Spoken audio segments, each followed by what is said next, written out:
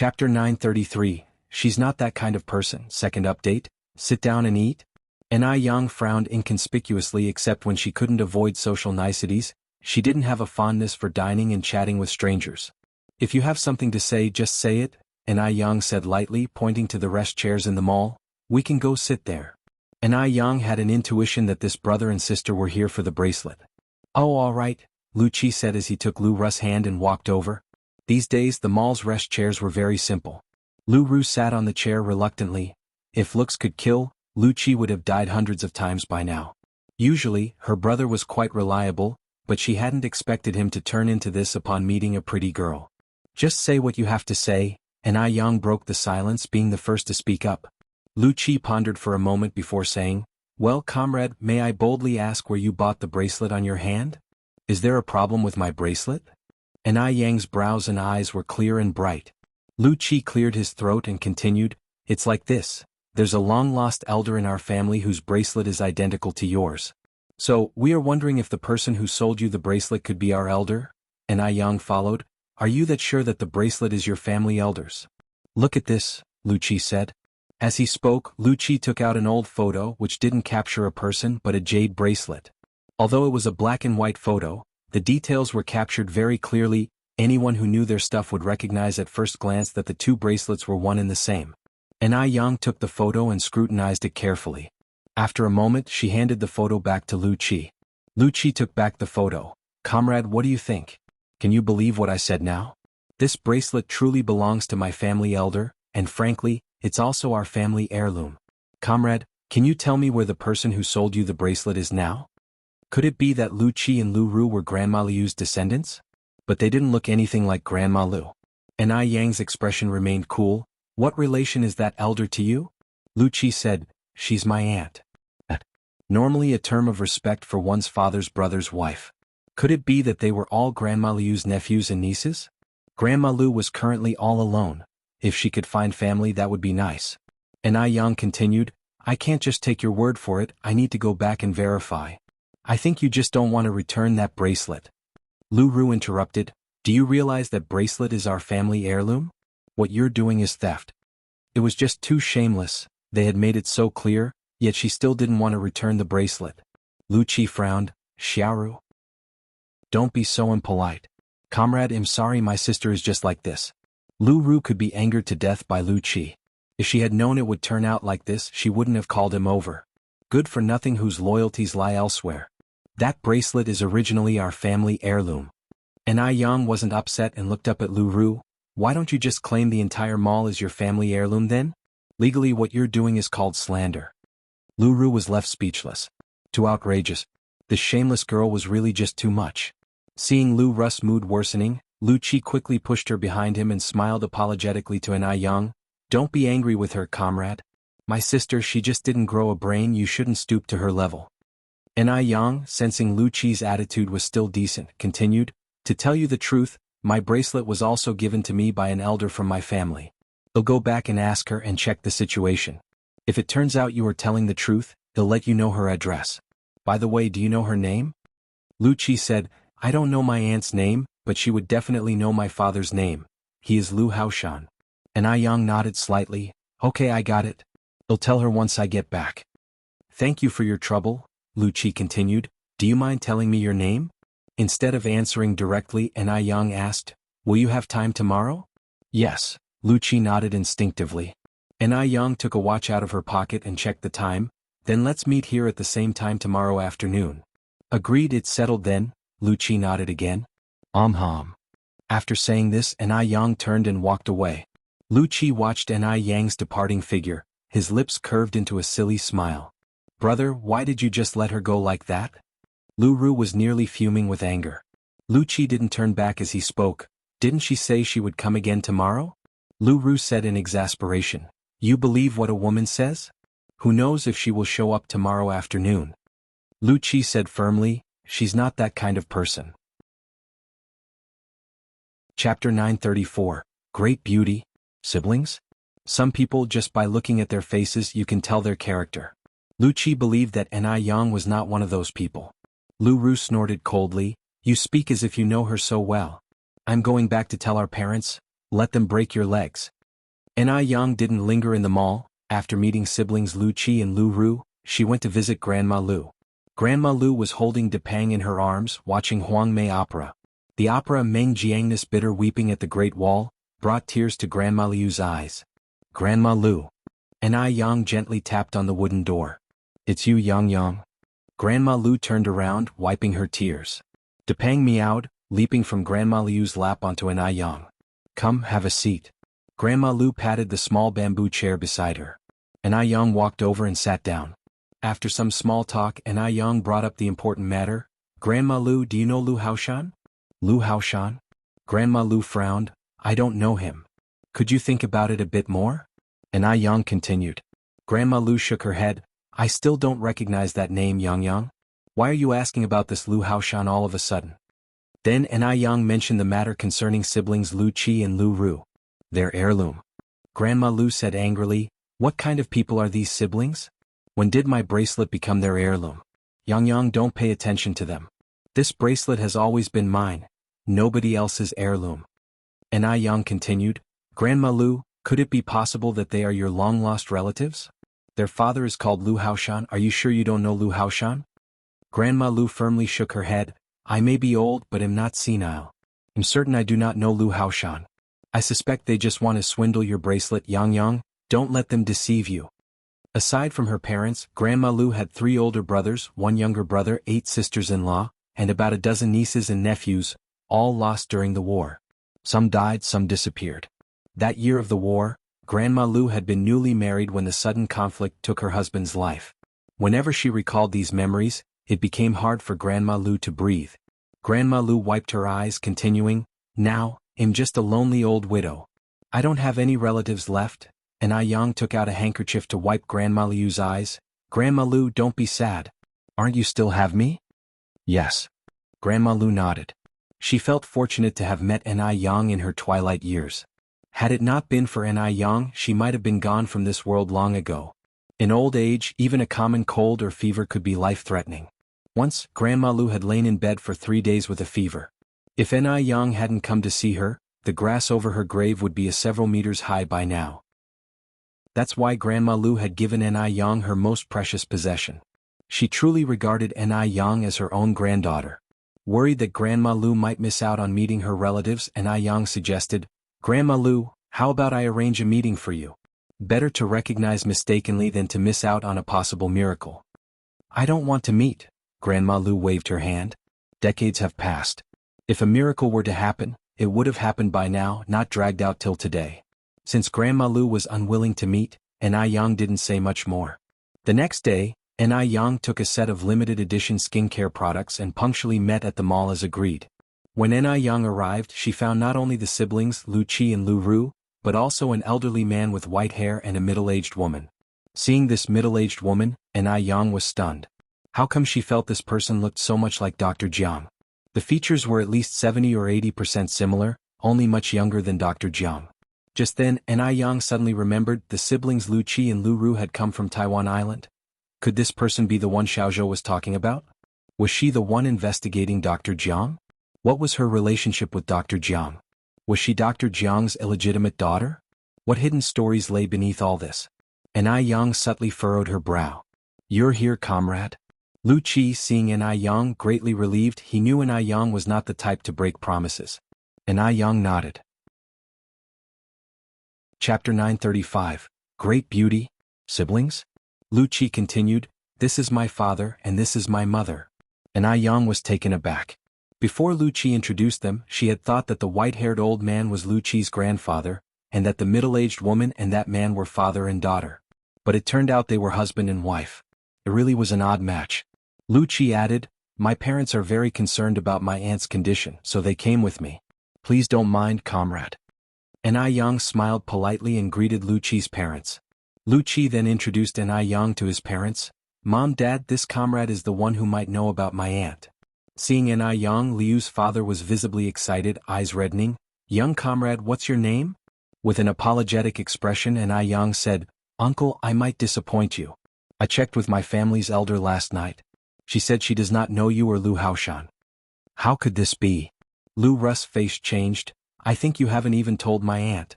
You just want to keep our family heirloom for yourself. Xiaoru. Liu's father frowned, scolding Lu Ru. Liu's father had never lost his temper with Lu Ru before. This was the first time. Startled, Lu Ru immediately shut her mouth, glaring resentfully at Yang. Wretched girl. Liu's father looked at Yang and continued, young comrade, there are too many twists and turns that I cannot explain to you all. Could you please tell me where she is now? Once she sees me she will recognize me. Liu's father had a premonition that the elder Yang mentioned was the person they were looking for. I'm sorry I cannot tell you, Yang shook her head. Little comrade, Liu's mother grabbed Yang's hand, crying profusely, we have been looking for our child's aunt for decades. Over the years we haven't eaten or slept well. She has suffered so much alone and now she is old, we want to bring her back to enjoy her twilight years. Please young comrade, would you do us this favor? I'm begging you. Liu's mother covered her face as she cried, while discreetly eyeing the jade bracelet on Yang's wrist. Exquisite, clear, its brilliant verdant color interspersed with streaks of translucent white. Smooth and flawless. It was a top-grade jade. This was their family's heirloom. How could it have ended up on someone else's wrist?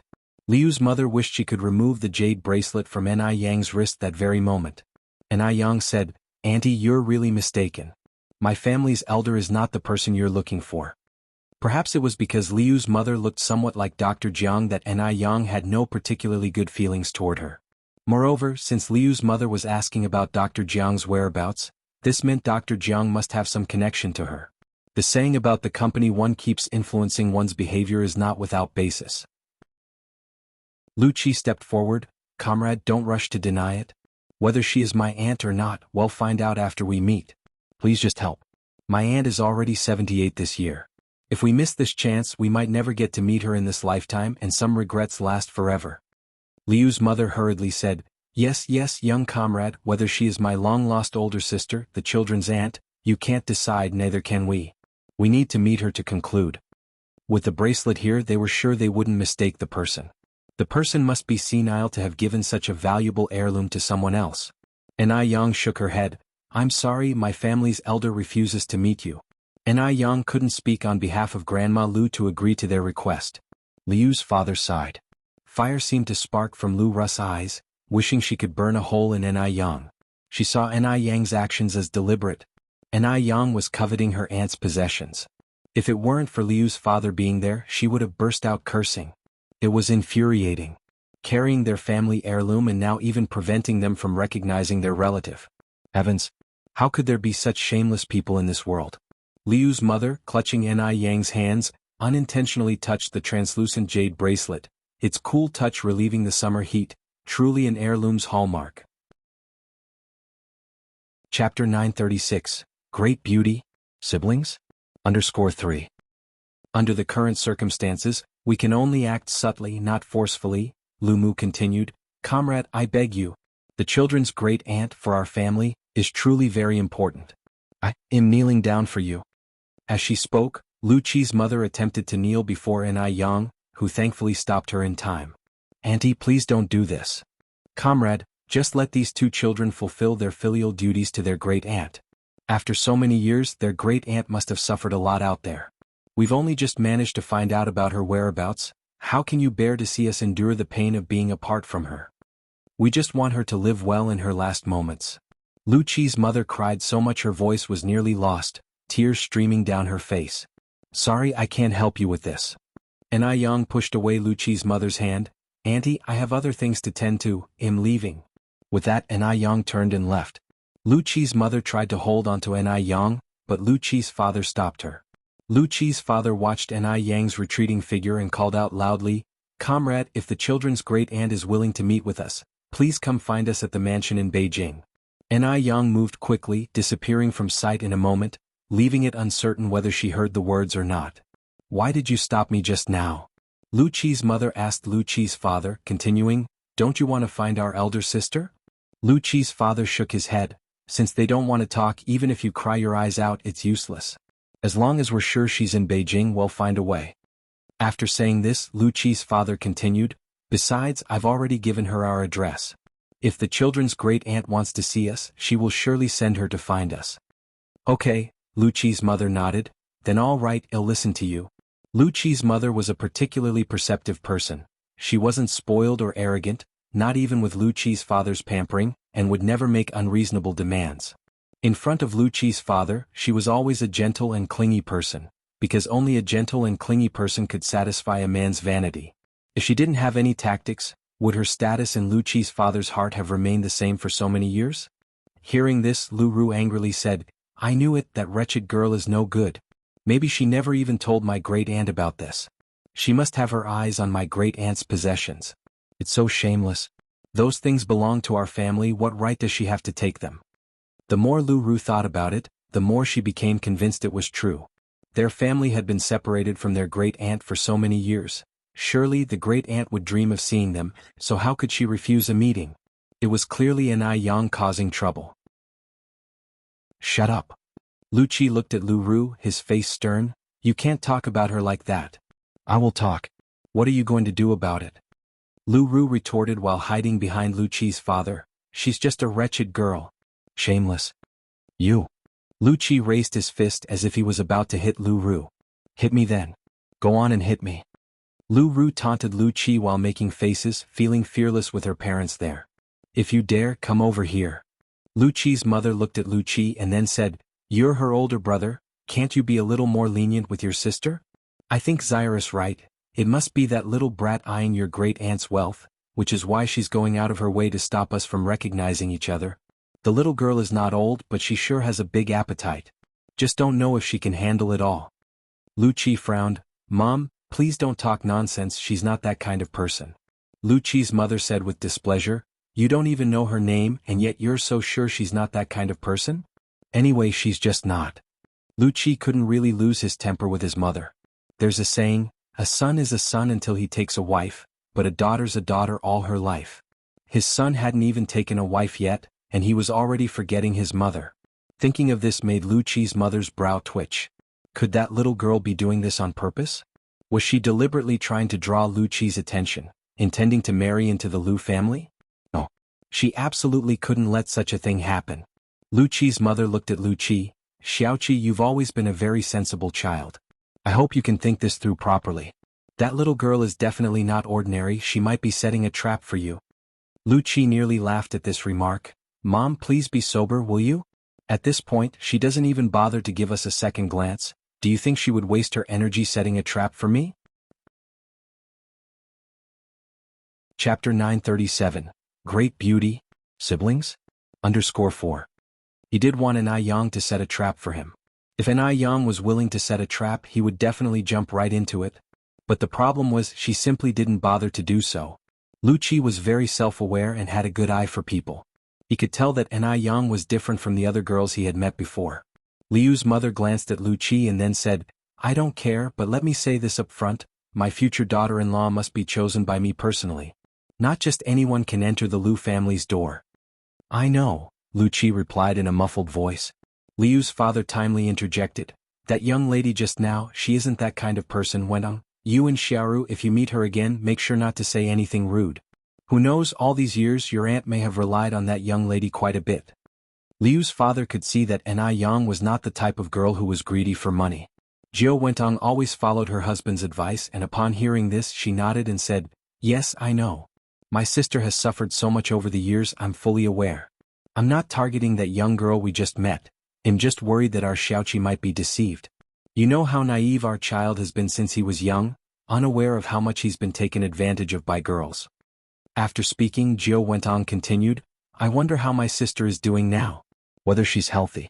I really want to bring her here to stay with us soon, to let her enjoy a few good years. Liu's father sighed. From the looks of that young comrade, she probably hasn't suffered much this year. Lu Ru chimed in, almost every day Mom prays for blessings for my aunt, even after coming to Beijing she has not stopped. Surely heaven has been moved by my mom's sincere heart, that's why my aunt hasn't suffered. Jiao Wentong said a bit embarrassedly, Xiaoru, what are you talking about? It's only right for me to pray for blessings for your aunt. Liu's father patted Jiao Wentong's hand. Wentong, you've worked hard these years. Xiaoru is right, it must be your sincere heart that touched heaven. Jiao Wentong simply smiled without speaking. At this moment, not replying was the best reply. Following behind, Lu Qi said speechlessly, Mom and Dad, can we please stop promoting superstitious beliefs? If heaven really could be moved by my mom, then our whole family wouldn't need to work, no one in the entire country would need to work. We could all just sit at home and pray for blessings every day. It's up to us to make things happen. If Auntie didn't have someone to take care of her, who knows what might have happened by now. Upon hearing this, Jiao Wentong felt a surge of anger in her chest, stuck somewhere between rising and falling, making her very uncomfortable. Always ruining her moment. Is this really her own son? Unfortunately, Jiao Wentong had no way to retort. Liu's father looked at Lu Qi. Regardless of whether it's useful or not, this is your mother's sincerity. I believe your aunt can definitely feel it. Jiao Wentong was a rare good wife and mother. When Liu's father first married Jiao Wentong, he was worried that this little spoiled wife might become arrogant. Later, he realized he had been overly concerned. Jiao Wentong had not only not become arrogant but was exceptionally gentle. In Jiao Wentong, Liu's father even found a sense of his younger days. Right? Lu Ru nodded. Auntie can definitely feel it. After leaving the mall, Anai Yang didn't go home immediately but made a stop at Demingxian. Today was Du Jiaojiao's birthday, and she had invited her a week ago. Du Jiaojiao didn't have many friends in Beijing, so the birthday was not a big celebration. Including Anai Yang, there were only 3 people. Fu Xiaoshuang didn't come this time. This surprised Anai Yang, as last time it seemed that Fu Xiaoshuang and Du Jiaojiao were good friends. Why didn't she come? As a rival in love, Anai Yang had a deep impression of Fu Xiaoshuang. Yang is here. Seeing Anai Yang, Du Jiaojiao immediately came over. Let me introduce you, this is Wang Hengyang and Liao, good friends of mine and my younger brother. Wang Hengyang, Liao, this is Yang, her full name is Anai Yang. Anai Yang took the initiative to greet them, Mr. Wang, Miss Li. Wang Hengyang and Liao, who were both very enthusiastic, promptly stood up, Miss Anai. Du Jiaojiao laughed and said, what's with this Mr. and Miss, it's too formal. We're all friends here, just call each other by names. Chapter 938, Great Beauty, Siblings? _5. They quickly became acquainted, going back and forth like this. Wang Hengyang said, we've been sitting here for so long, why hasn't Master Du shown up yet? Liao was also quite puzzled. Du Jiaojiao laughed and said, he's chanting scriptures in the Buddha hall, really, I don't know what joy there is in living like that. Wang Hengyang said, Master Du truly is as constant as ever. Everyone in their circle knew that Master Du practiced vegetarianism and chanted Buddhist scriptures, but few knew he could keep it up for so long. Du Jiaojiao continued, Hengyang Liao, you've just arrived in Beijing, you mustn't have dined at Heavenly Colors yet. Today I'll take you there, I guarantee you'll find it irresistible after just one meal. By the way, Yang, have you been to Heavenly Colors? At this point, Du Jiaojiao turned her head to look at Anai Yang. Anai Yang nodded, I've been. Du Jiaojiao then said, how was it? The food at Heavenly Colors is amazing, isn't it? It's indeed quite good. Anai Yang unconsciously touched her nose. This shouldn't count as self-praise, right? Hearing Du Jiaojiao glorify Heavenly Colors, Wang Hengyang and Liao were skeptical. Just another restaurant, could it really be that miraculous? In Shin City, what restaurant hadn't they tried? What delicacies from mountains and seas hadn't they tasted? Seeing their disbelief, Du Jiaojiao chuckled, once you go you'll understand. Yang, could you check in the Buddha hall how much longer my third brother will be? We're eager to go have dinner.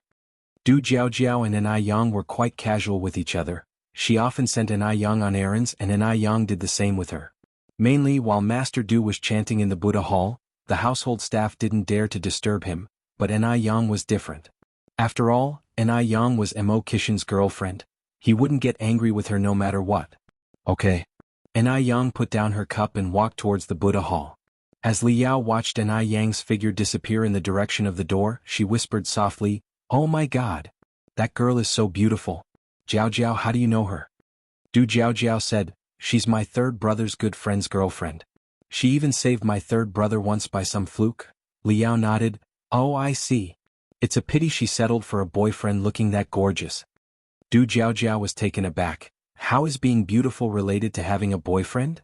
Liao continued, if I were as beautiful as her, I definitely wouldn't settle down so early. I'd like to pass through 1,000 admirers without a single one touching me. Keep dreaming. Du Jiaojiao poked Liao's forehead. It's only because our Hengyang is so tolerant. Anyone else would have left you by now. And you're dreaming of passing through crowds. Anai Yang reached the Buddha hall. Just as she reached the door, Yang heard the familiar sound of the wooden fish. Yang raised her hand and knocked on the door. Knock, knock, knock. Master Du slightly raised his eyes, a hint of annoyance flickered in them, but it faded away as soon as he saw who it was. He put away the wooden fish. Big brother Du, Sister Jiao is asking when you will be done? I'm done now. Master Du straightened his clothes, stood up from the cushion with meticulous movements, the essence of dignity and grace in every deliberate motion, and put on his cloth shoes. Let's go then, said Master Du as he walked to the door. Oh. Yang nodded. Walking along she asked, don't you ever get tired of chanting and striking the wooden fish every day? Master Du slightly raised an eyebrow. Do you get tired of eating every day? Is that the same? Yang retorted. Master Du said, to me it is the same. Soon the two reached the main hall. 5 people, 2 cars. Wang Hengyang and Li Yao took one car while Master Du, Jiao and Yang took another. Master Du sat in the front passenger seat, while Jiao and Yang were in the back seats. Perhaps due to some fateful connection, Jiao became exceptionally talkative whenever she saw Yang. Perhaps sitting in front felt bothersome after a while. Master Du slowly leaned back, his hands turning Buddha beads, and began to meditate with his eyes closed.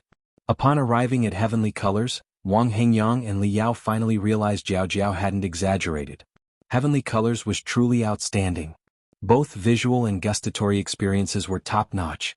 Li Yao, who usually could only manage half a bowl of rice, incredibly managed to eat 3 full bowls this time, plus 2 desserts. Not sure if it's an illusion, but it seems like the rice here tasted much better than anywhere else. This restaurant's boss is really amazing. Li Yao praised generously. Du Jiao smiled and said, I felt the same the first time I came here. Chapter 939, Great Beauty? Siblings? _6. Li Yao continued, it would be great if Xin City also had a store. Du Jiao joked, you could consider moving to Beijing. After the meal, Yang had some other matters to attend to, so she left early and didn't go back to Deming Pavilion with the others. Wang Hengyang went to talk business with Grandpa Du, and Li Yao chatted with Du Jiao in her room. Is that the gift from the Great Beauty? Li Yao asked, pointing to a beautifully wrapped box. Although she hadn't known Yang for long, Li Yao had already given her a nickname. That was the Great Beauty. Du Jiao nodded. Yes, it's from the Great Beauty. Compared to Yang, Du Jiao also felt that the term Great Beauty suited Yang better. What did the Great Beauty give you? I'm really so curious. Li Yao picked up the wrapped box casually. Do you mind if I open it to have a look? Go ahead, I would have to open it sooner or later. Li Yao unwrapped the box layer by layer, then exclaimed in surprise, oh my god! What is it? Du Jiao grew curious. The Great Beauty is really thoughtful, come over and take a look. Li Yao insisted. Du Jiao came over and was also a bit surprised. The box was filled with rose petals, and a faint rose fragrance lingered in the air. In the middle of the rose petals was a box of skincare products. Ice Jade Skin, this is the first time I've heard of this name. Li Yao picked up the box. The packaging looks really high-end, but it seems to be a domestic product. I wonder if it's any good. As she finished, Li Yao continued, how well off is the great Bowtie's family? To only give a domestic skincare product. Who would dare use it? Yang didn't seem like the stingy type. And at that time, domestic products really couldn't stand on solid ground. Du Jiao smiled and said, the Great Beauty is still a student. She mentioned this skincare product to me before, and it must be because she found it suitable for her use that she gifted it to me. Just in time, my skin has been a bit dry these days and I've even had some acne. I'll try Ice Jade Skin tonight. Previously, when Yang had talked about it, Du Jiao hadn't taken her words seriously, sharing the same sentiment as Li Yao. However, now that it was a gift from Yang, she certainly couldn't let down Yang's kindness. Li Yao continued, even though it's from the Great Beauty, you should still be careful. Remember, your skin is sensitive. Back in that era, the concept of sensitive skin wasn't established, but Li Yao and Du Jiao traveled abroad often and knew much more than the average person. I know. Du Jiao nodded. Du Jiao didn't just talk the talk. Although she had sensitive skin, she washed her face very carefully with the face wash as per the instructions when she took a shower in the evening. Then she applied aloe vera gel, acne cream, and hydrating moisturizer in sequence. These products felt cool and comfortable on her skin, without the stinging sensation she had anticipated, which surprised Du Jiao. It seemed that Ice Jade skin, although a domestic brand, was much better than she had expected. Du Jiaojiao was looking forward to the future results. Elsewhere, inside the mansion, Jiao Wentong sat at the edge of the bed massaging Lu Father's feet, and the two reminisced about events from decades ago. Your older sister was a rare good woman. I wonder if, over these years, she's remarried or not. Haoshan, do you think if your sister has married again she would still return home with us? Lu Father shook his head. She's not that kind of person. Women who came out of that era had fidelity etched into their bones. Once married, they followed their husbands, and if their husbands died, they followed their sons. They valued their chastity more than their lives and would absolutely not remarry.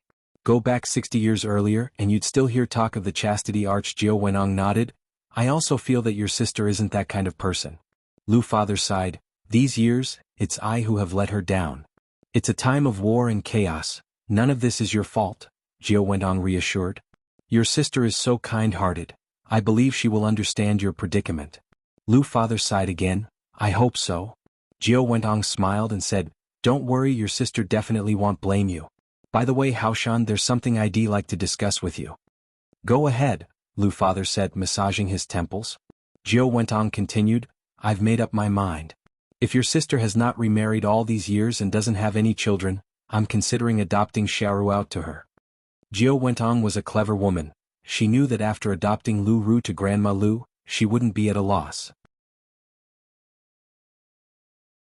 Chapter 940, Great Beauty, Siblings? 7 After all, that old lady didn't have many years left to live. Liu's father was taken aback. Jiao Wentong continued, Haoshan, do you agree? If you don't agree, then well, just drop the matter and pretend that I never said this. Liu's father opened his mouth and said, Our daughter is also her daughter. Isn't it too much trouble to adopt formally? Jiao Wentong shook her head. It's different, Haoshan. I'm a woman too, and I understand too well how much a woman yearns to have a child of her own. Big sister has been alone for so many years, I really feel sorry for her. As she spoke, Jiao Wentong's eyes reddened. Liu's father nodded. Wentong, it's thoughtful of you to consider all this. Since you agree, I have no objections either. Let's do as you say and adopt our Xiaoru out to her. Jiao Wentong took a towel and wiped Liu's father's feet dry. Then I'll go and talk to Xiaoru about this now. All right. Jiao Wentong emptied the footbath, draped on a thin coat, and went to look for Lu Ru. After hearing the news, Lu Ru was overjoyed. Mom, are you serious? I can really be adopted by my auntie? It was said that the old lady had many valuable things. If she could be adopted by her, it meant that those things would also belong to her. Could Lu Ru be any less happy about getting something for nothing? It's really possible. Jiao Wentong nodded. Your dad has agreed. Mom, thank you. Lu Ru hugged Jiao Wentong excitedly. You silly child, you're being so formal with your mom? Jiao Wentong smiled tenderly. Having married Lu Haoshan for so many years, her greatest pride was this pair of children. Although Lu Qi always annoyed her, children are thoughtless, and besides he was her own flesh and blood, she wouldn't hold it against him. So when can we go see my auntie? Lu Ru continued to ask. Jiao Wentong said, Your dad has already had someone check on it, we should know soon, don't rush or you'll spoil it. Lu Ru nodded, I understand. Jiao Wentong continued, Xiaoru, after you meet your auntie, you really need to temper your attitude. Your auntie was brought up with the old society's traditional education and likes those graceful and dignified young ladies. You must not clash with your auntie, it would upset your father. Lu Ru smiled and said, Unless I'm crazy, I wouldn't clash with auntie. Don't worry, you'll take good care of her. That's good. Jiao Wentong nodded in satisfaction. Truly a daughter she had raised herself, she understood with just a hint. After leaving Lu Ru's room, Liu's father was already asleep in bed. People become like this as they age. Jiao Wentong slightly frowned, pulled back the covers and lay on the other side. The Anai family always ate dinner late. During the meal, Grandma Lu arrived with her cane. Anai Tsuehua quickly stood up and said, Have you eaten? If not, come and join us. We've only just started. Anai Yang got up to get some cutlery for Grandma Lu in the kitchen. Grandma Lu stopped Anai Yang's movement. I've eaten, Yang, don't fuss over me. I've come to have a word with you. Anai Yang said, Then let's talk over here. Mom, you all keep eating, you'll have a word with Grandma Lu. All right, Anai Tsuehua nodded. Anai Yang and Grandma Lu went over to the living room. Yang, did you go up and see those siblings today? Grandma Lu asked. After all, It concerned her own relatives, so Grandma Lu thought it over for an entire night. She felt she needed to see them at least once. Although the name wasn't correct. What if there were a miracle? For decades, whenever she thought of those people, she could only sustain herself with memories.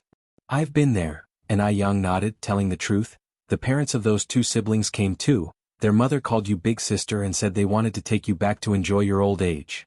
Grandma Lu was the person concerned, and she had the right to know the truth. Big sister. How many years had it been since Grandma Lu heard this address? Ever since her younger brother and sister-in-law had passed, she hadn't heard it. For a moment, Grandma Liu's eyes turned slightly red. Yang, after thinking it over, I want to see them. I'm still clear-headed now and won't mistake my own relatives, and if they really are my younger brother and sister-in-law, then we would miss out. Could you arrange a time for us to meet? She was also of quite old age now, and who knew when she might pass away. Before dying she didn't want to leave with regrets. And Yang nodded, sure, I'll make another trip there tomorrow. All right, Grandma Lu nodded, then that would trouble you, Yang? And Yang smiled, it's no trouble at all, it's what I should do. This is nothing.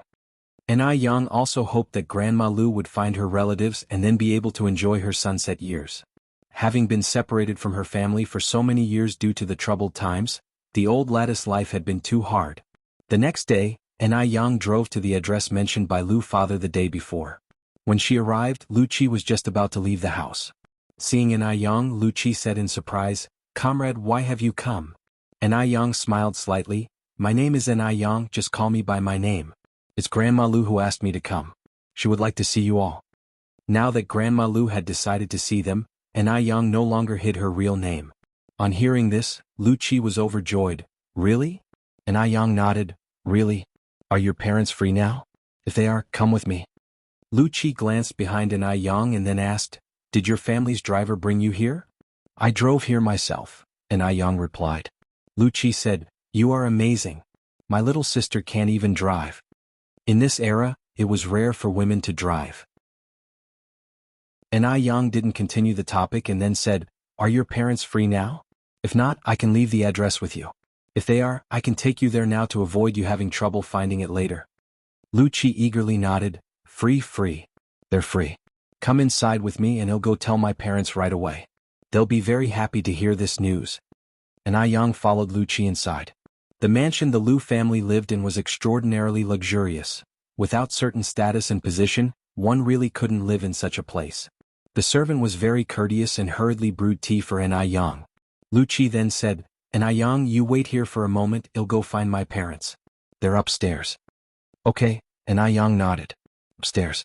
Lu's father and Jiao Wentong, upon hearing the news, were very happy. They were planning to sleep in, but now they didn't feel like sleeping anymore and quickly got dressed. Xiaoqi, go call your sister. Got it?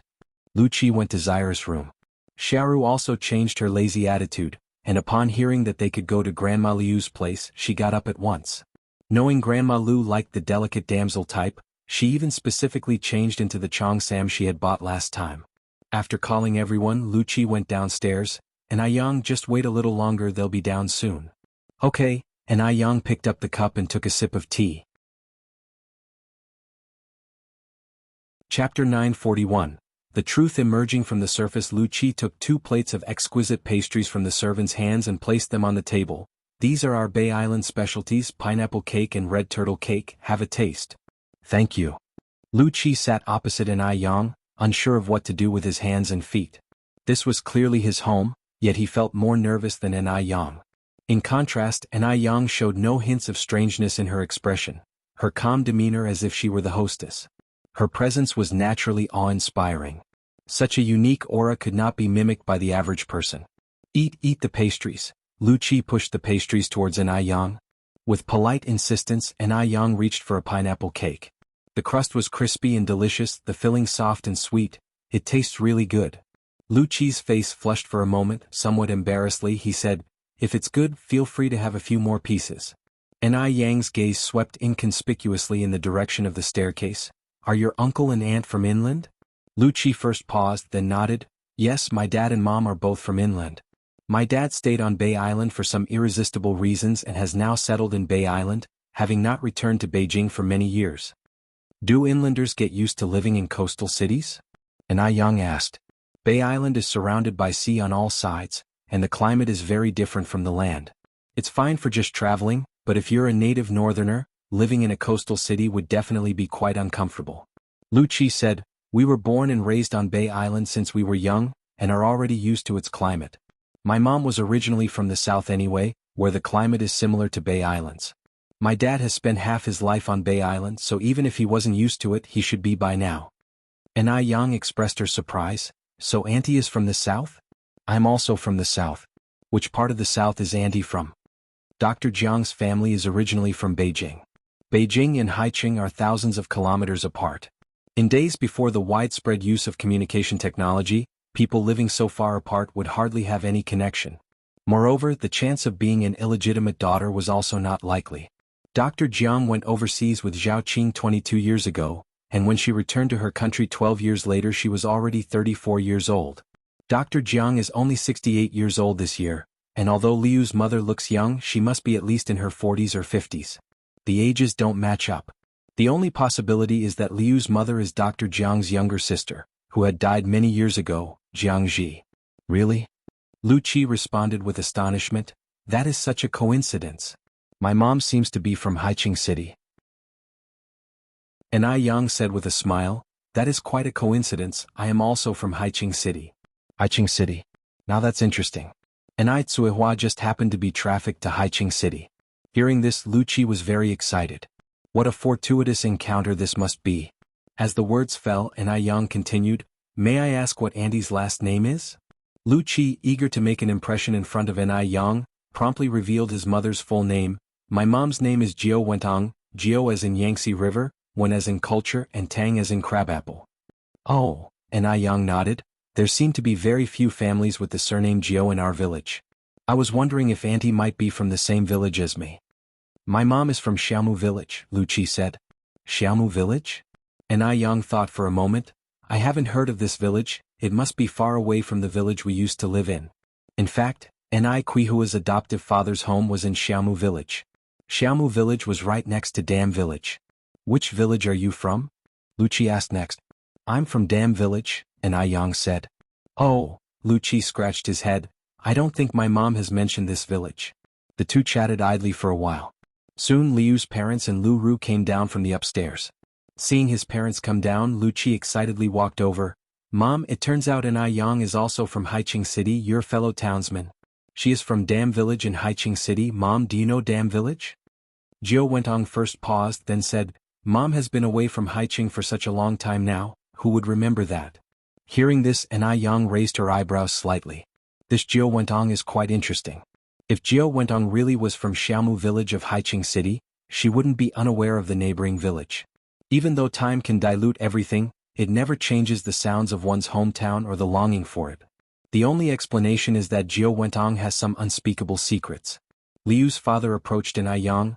"Comrade Yang, if I may ask boldly, what is your relation to the child's great aunt? How should we address you?" Chapter 942, The Truth Emerging from the Surface _2. Yen gave a slight smile but did not directly answer Liu's father's question and instead said, "Uncle, if you really are Grandma Liu's relatives, she will tell you when the time comes." "All right," Liu's father nodded. "Let's get going then." It was only then that Lu Ru realized that Yen had also come. Lu Ru was wearing a light blue cheongsam, with a tassel of the same color hanging from the button on the chest side, concealing a translucent, dripping jade stone within the light tassel. Lu Ru had a tall figure. Although her skin was dark, her overall facial features were delicate. This outfit significantly softened her usual aggressive demeanor, giving her a bit of a graceful beauty. However, the person standing opposite her today was Yen. Coincidentally, Yen was also wearing a cheongsam today, a plain white one with a red jade clasp that matched the red edge of her hair clip. As she moved, the jade swayed, shimmering brilliantly. Her eyebrows seemed like distant mountains, not drawn yet naturally dark. Her lips appeared as if dabbed with sand, naturally red without emphasis. With such a dazzling person in front, Lu Ru's beauty seemed somewhat insufficient. Lu Ru tugged at her skirt and looked up at Yen, her eyebrows tightly furrowed. This wretched girl, she must have done it on purpose. Knowing that she was going to wear a cheongsam today, so she followed suit. She wanted to steal her spotlight. Perhaps she wanted to compete for affection as well. She aimed to steal Grandma's love and then take the opportunity to swindle Grandma's property. Shameless. Once she and Grandma recognized each other, she would make An Yen stay far away. An Yen had better not think about stealing her things. The group walked out of the mansion. There were 2 cars outside, one belonging to the Liu family and one to An Yen. An Yen walked to her car, opened the door and said, "I'll lead the way." Liu's father was startled. Goodness, this young comrade could even drive. Impressive. All right, thank you, young comrade. Liu's father managed to suppress his astonishment and nodded. An Yen got into the car, closed the door, started the engine and drove off, all in one fluid motion, radiating an indescribable coolness. Seeing this, Lu Ru was taken aback. She had thought An Yen was just a poor girl. Unexpectedly, she could also drive. Where did she get the money to buy a car? Could it be that she had already swindled Grandma's property? The more Lu Ru thought, the more she believed it was the case. Jiao Wentong and Lu Ru shared the same thought. She couldn't believe that An Yen, a mere girl, could afford to buy a car. It seemed that An Yen was really something else. To even deceive the old lady out of her money. Jiao Wentong narrowed her eyes. To accommodate the driver following behind, An Yen deliberately slowed down. "Dad, I want to learn to drive too." Lu Ru shook Liu's father's arm. "No, it's too dangerous for girls to drive." Liu's father refused. "I want to learn, Daddy, please agree." Lu Ru began to act coquettishly. "Daddy, my dear Daddy," Lu Qi hissed, "can you not disgust me?" "Sharu, take my advice, you really aren't suited to act coquettishly. I'm getting goosebumps all over." "Daddy, brother is bullying me." Lu Ru continued her act. Lu Qi was almost at his wit's end and turned on the car radio, turning up the volume. The car sped along, soon arriving at Jinghua village. Unlike the impoverished hinterland imagined, every household in Jinghua village was connected by a concrete road, and workers were installing street lights along the roadsides. Jiao Wentong expressed surprise. There are even street lights in the countryside now. Looking at the scenery outside the window, Liu's father exclaimed, "It seems that Beijing has developed much faster than we imagined these past years." Liu's mother added, "The environment here is really nice, filled with the scent of birds and flowers. It looks like my elder sister has had a better life here these past years than I imagined. Where we live, many places still don't have street lights." At this moment, street lights were only installed on bustling streets. Liu's father sighed, "Seeing that she has been doing well, I feel relieved." The car in front stopped in front of a rundown house. Lu Qi quickly slowed down and pulled over. An Yen opened the car door and stepped out. "This is the place, uncle and aunt, please get out." Once out of the car, Liu's father looked at the very dilapidated house in front of him, his eyes slightly reddened and said, "Has she been living in such a place all these years?" When he saw that the village was installing street lights, he had thought that she had been living well these years. Little did he expect that she had been dwelling in such a place. Chapter 943, The Truth Emerging from the Surface _3. She still had some money on her, didn't she? Even in her decline she wouldn't have become like this, right? Liu's father turned his head to look at An Yang, and then at the sedan on An Yang's left, his eyes growing complicated. The ring she's wearing is a Liu family heirloom. Perhaps even the money for buying the car was. This possibility was indeed high. After all, this is merely a rural place. Where could a countrywoman like An Yang get the money to buy a car?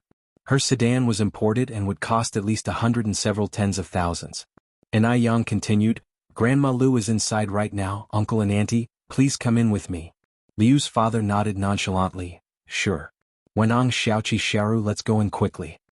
An Yang went to knock on the door. Grandma Liu, we're here." "Coming." Grandma Liu responded, opening the door.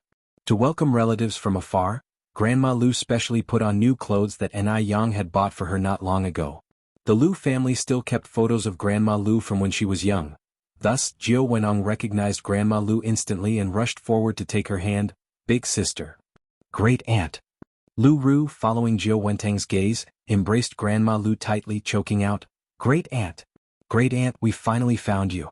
You have no idea how much suffering our family has gone through looking for you all these years. Great aunt." Grandma Liu looked at the mother and daughter with tear-filled eyes, her mind filled with confusion. Her little brother was only 2 years younger than her, and his wife was even a year older than him. How could this woman, who was 30 or 40 years younger than herself, possibly be her sister-in-law? No. They must have mistaken her for someone else.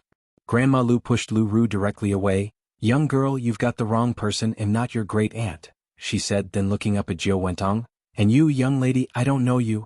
I don't have a younger sister as young as you." Lu Ru had also seen Grandma Lu from the old photos. She paused, never expecting Grandma Lu would push her away. This was very different from what she had imagined a family reunion to be like. After so many years of separation, Grandma Lu should have been deeply moved to see them. Why would she react like this? Could it be that the old woman had become senile? Or had Enai Yang stirred up something in the middle? Lu Ru looked up at Enai Yang. Jiao Wentong grabbed Grandma Liu's hand again. "You are my big sister. I haven't mistaken you. We wouldn't make a mistake. You really have the wrong person." Grandma Lu shook off Jiao Wentong's hand. As Jiao Wentong stood there awkwardly, Liu's father stepped forward. "Shui, it's me." At these words, Grandma Lu looked up, her pupils shrunk slightly, and memories that had been sealed away surged forth like floodwater through open gates, her nostrils flaring. "Qinian. It's me." Liu's father had taken a few steps forward, wanting to reach out and embrace Grandma Lu, but seeing the environment behind her, he withdrew his hand and choked out, "Shui, it's me." Time had aged them, and now they faced each other, unable to turn back the years. Old friends reunited. So much had changed in the world over the years. "Qinian, where have you been all these years?" Grandma Lu immediately cried out, throwing her arms around Lu Qinian. "I thought you were dead. Qinian, I thought you were dead." 60 years. Every day she offered incense for Lu Qinian, never imagining that Lu Qinian was still alive. He was still alive. Grandma Lu even thought she might be dreaming. "Shui, I've wronged you, I've deeply wronged you. I thought you were dead, I'm sorry, so sorry." Watching the two old people embracing each other, Enai Yang frowned slightly. Although Grandma Lu had recognized the person, she felt that there was something more complicated about this matter. According to Lu Qi, Liu's father should be called Lu Haoshan. Why was he now called Lu Qinian? Grandma Lu wept bitterly. "I thought you were dead too. Heaven has eyes, Qinian, you're still alive. You're still alive." The most agonizing thing in the world is not death but separation. Had they known earlier that the other was alive, they wouldn't have suffered as they did. "Qinian, you're still alive, but what about big brother and second brother? Are they still here?" Grandma Lu went on to ask. Lu Qinian shook his head. "They're gone?" In such chaotic times, it was very difficult to survive. Lu Qinian was just one of the fortunate few. Hearing this, Grandma Lu wept even more bitterly, continuously pounding on Lu Qinian's back. Jiao Wentong immediately came to the side of the two, her eyes red. "Big sister, I'm sorry for all the suffering you've endured over the years. Let me and the children take good care of you from now on." Chapter 944.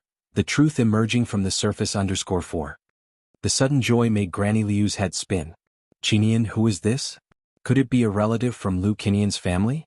Lu Qinian turned to look at Enai Yang, hesitating. "There are some things I can't say in front of outsiders." Granny Lu wiped her tears. Yang is not an outsider, she's no different from my own granddaughter. Just say it directly, you don't need to hesitate." Lu Qinian remained silent. In his eyes, Enai Yang was an outsider. Enai Yang wasn't the kind of person who couldn't read the room. She smiled and said, "Granny Lu, I still have some issues at home to handle, he'll come and visit you later."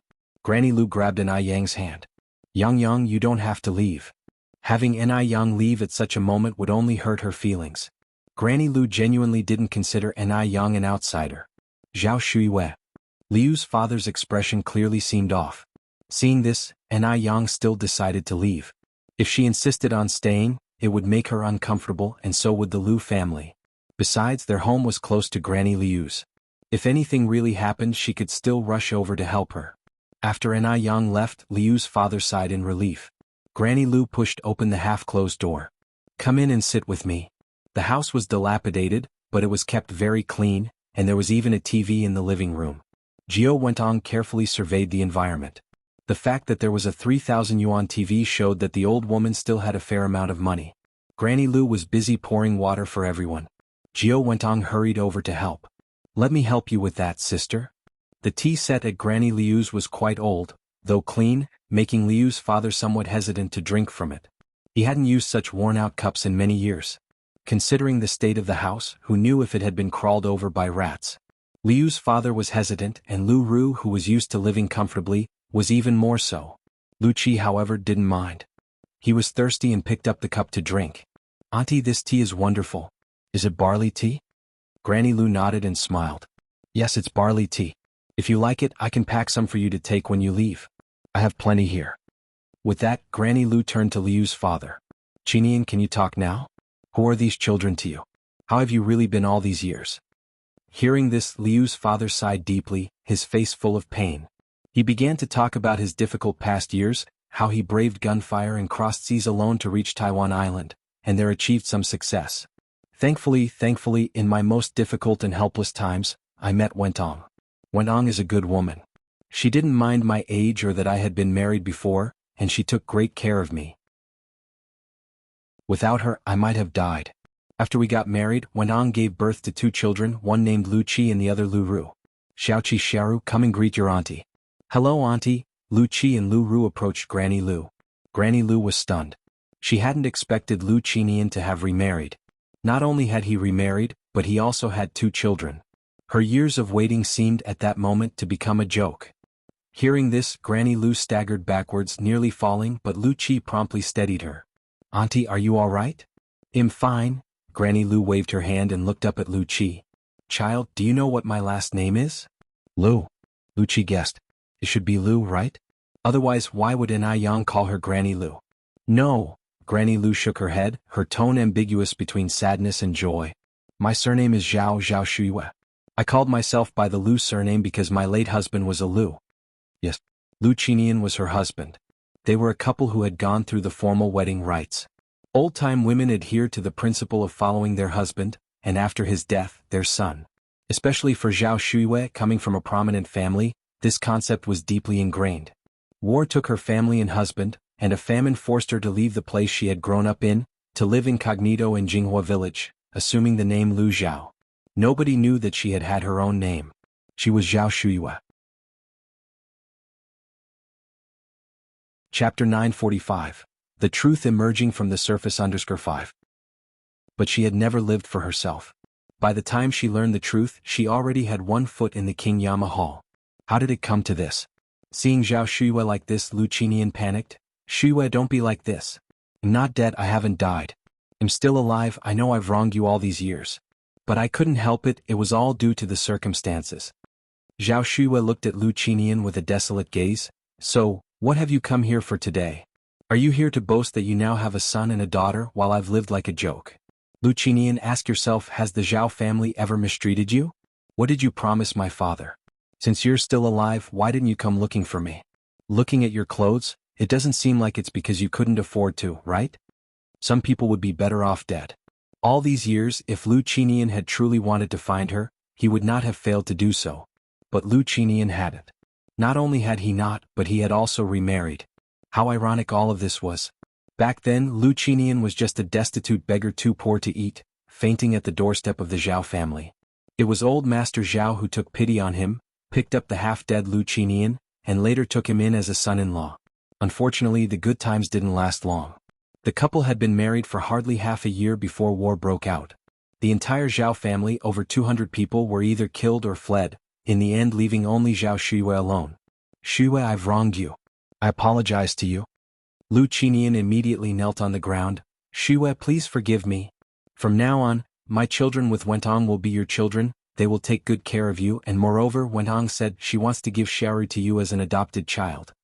Lu Ru also knelt down. "Auntie, please forgive my father. He had no other choice. I assure you, from now on, you'll be my own mother, and when you pass on, I will carry the funeral banner and smash the bowls for you." Carrying the funeral banner and smashing the bowls is a custom after an elder's death, generally performed by the eldest son. However, in the absence of a son, a daughter can also do it, and it is usually the person who performs these rites who inherits all of the elder's wealth. This old woman was so rich, of course she wanted to inherit her wealth. Jiao Wentong too knelt down, dragging Lu Qi with her. "Big sister, I know all of this is my fault, it was me who pitted Haoshan. It was me who shamelessly wanted to marry him. If you mind my existence, I can divorce Haoshan. Big sister, as long as you're willing to forgive Haoshan, I'm willing to do anything." The whole family was kneeling neatly in front of Zhao Shuiyue, their sincerity evident. Grandma Lu turned away. "My husband Lu Qinian died 60 years ago, I do not know any of you, please leave." 60 years. She would have preferred it if Lu Qinian had never lived at all. Shuyue, you can't be so heartless, Lu Qinian pleaded, holding on to Zhao Shuyu's legs. I know I've wronged you, but who in this life doesn't make a single mistake? Lu Qinian continued, Shuyue, I know these years have been hard for you, but I hope you can also understand me. Think about it, in our parents' generation who didn't have multiple wives and concubines. Without you by my side, I couldn't just watch the Lu family lineage die out. And I truly didn't know you were alive. If I had known, I certainly wouldn't have done this. Shuyue, please give me a chance to make it up to you. I really know I was wrong. In that era, not to mention Zhao Shuyu's parents, even her brothers had multiple wives and concubines. He might have been guilty, but his crime was not worthy of death. Auntie, Lu Ru tugged at Zhao Shuyu's sleeve.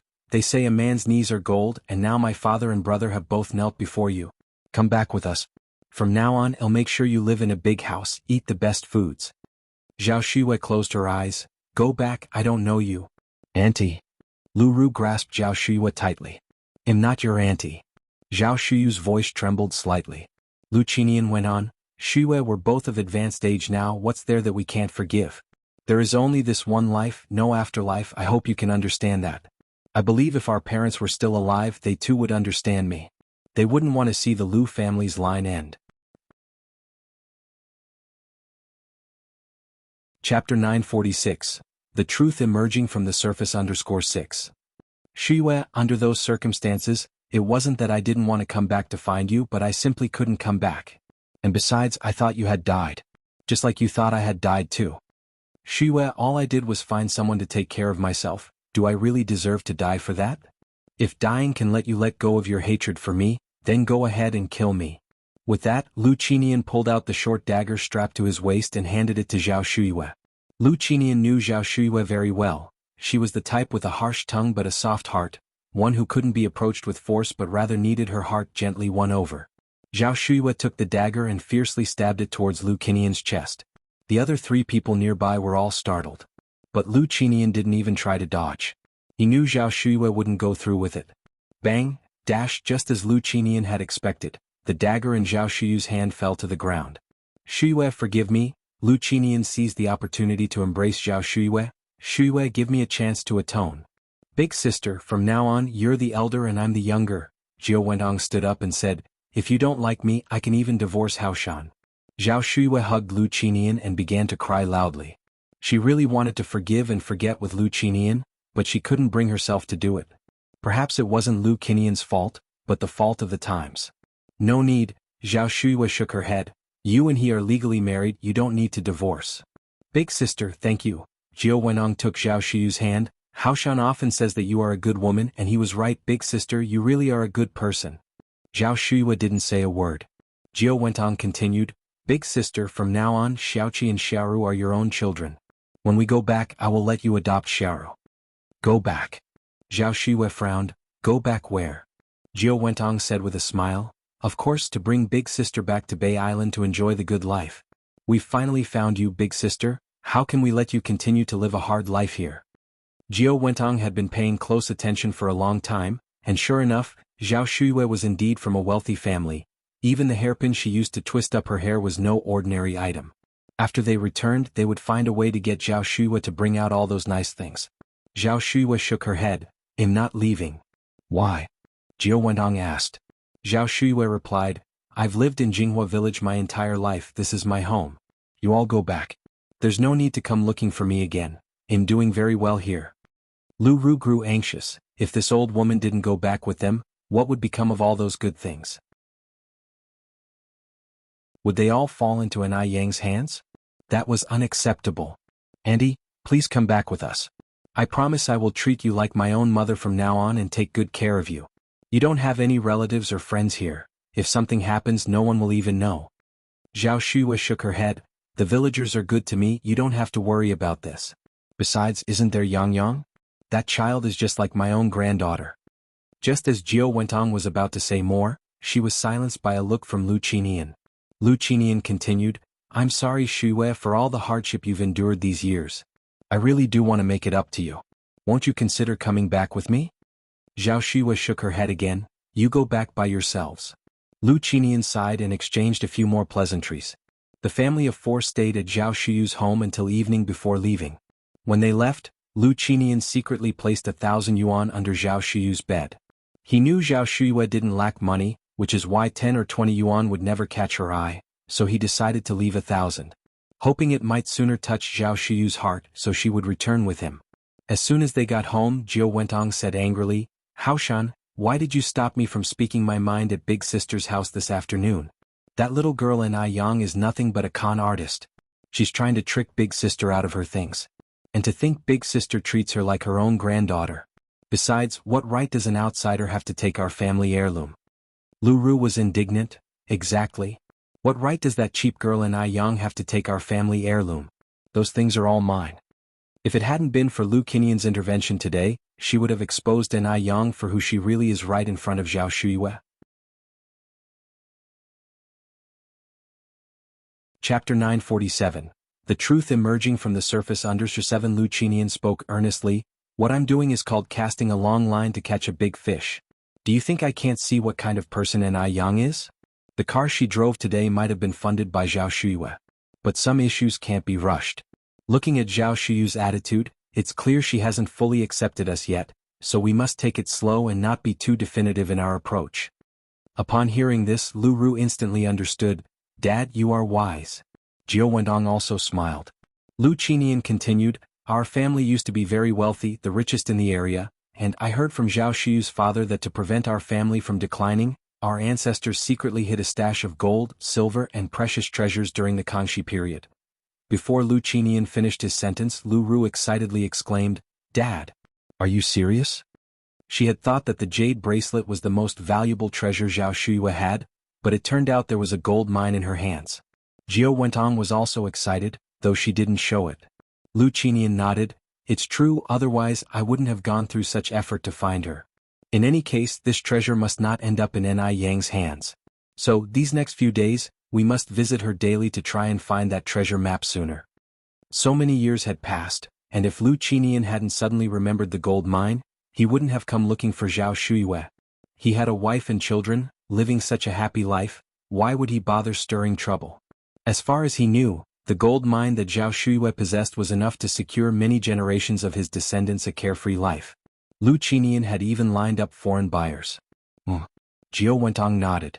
Just then Lu Qi parked the car and walked in. "Mom, Dad, what were you just talking about?" "Nothing," Jiao Wentong replied. Her son was simple-minded, never engaging in anything underhanded. If he found out about the treasure map, the whole plan would be ruined. Thus she couldn't tell him the truth.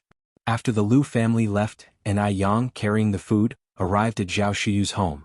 "Grandma Lu," Yang knocked on the door. Zhao Shuyue opened the door from inside. "Yang is here." As the two of them entered, Yang noticed a slight redness around Zhao Shuyu's eyes and asked, "Grandma Lu, are you all right?" Zhao Shuyue shook her head. "I'm already 1 foot in the grave, what can be wrong with me? But Yang, from now on, can you call me Grandma Zhao instead?" "Huh?" Yang was puzzled, failing to grasp Zhao Shuyu's meaning. Zhao Shuyue sighed, Yang, actually my surname is Zhao, my name is Zhao Shuyue." Yang had known Zhao Shuyue for so long and only now discovered that her surname was not Lu but Zhao. Zhao Shuyue further explained why she had previously claimed she belonged to the Lu family. Lu Qinian, who visited today, he and I had gone through a wedding ceremony 60 years ago. Mentioning it again, Zhao Shuyue was no longer resentful but spoke about it very calmly. Yang frowned slightly. This was just like a real-life version of the story of Wang Baochuan and Xue Pingue. Wang Baochuan endured the bitter cold for 18 years. But Xue Pingue lived a life of glory and wealth for 18 years, and even enjoyed the carefree life of a royal consort. This was just too unfair for Zhao Shuyue. 60 years. A lifetime for a woman. How could he do such a thing? And he still had the audacity to acknowledge Zhao Shuyue. "Grandma Zhao, are you really forgiving them?" Yang found it hard to believe. Zhao Shuyue smiled slightly. "The past is the past, I don't have many years left to live anyway, why hold a grudge against them? It's done." This must have been a dream she had in this mortal world. "Don't you think this is too unfair to you? Wang Baochuan waited in the cold cave for 18 years, but at least she ended up becoming the empress for 18 days. What about you? What did you get? You lost a whole 60 years of youth. How many 60 years does a woman have?" Yang was really angry. She was truly angry. Why should such a good person like Zhao Shuyue suffer like this? Why should she endure all this pain? As a woman from the 21st century, Yang really couldn't stand seeing this. Zhao Shuyue patted Yang's hand. Yang, I'm not angry anymore, you shouldn't be either. Now I just think of that Lu Qinian as a naive younger brother. The Lu Qishan who married me in the ceremony long ago is already dead. Mrs. Zhao. He committed bigamy. He abandoned his lawful wife. He has to bear legal responsibility. Zhao Shuyue shook her head. Yang, that all belongs to a past era for me. Now Jiao Wentong is his lawful wife. If it really came to investigating it, I'm the one who would be considered the homewrecker. There were no marriage certificates in the old era, and they didn't have children either.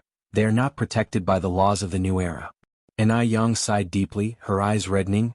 But it hurts me to see what you've been through. 60 whole years. Zhao Shuyue had spent 60 years just to end up with this result. Feeling her nose sting, Zhao Shuyue reached out and hugged Yang. Silly child, Grandma is okay, I am living well, there's nothing to feel sorry for. All my family died in the chaos of the old times. In a way, he is the only kin I have left in this world. With Grandma Zhao having said that, Yang didn't feel it was her place to say much more. Some things, like a fish knows the warmth or coldness of the water, are known only to the individual. Mrs. Zhao, if his family ever dares to bully you or disrespect you again, just tell me. They'll stand up for you.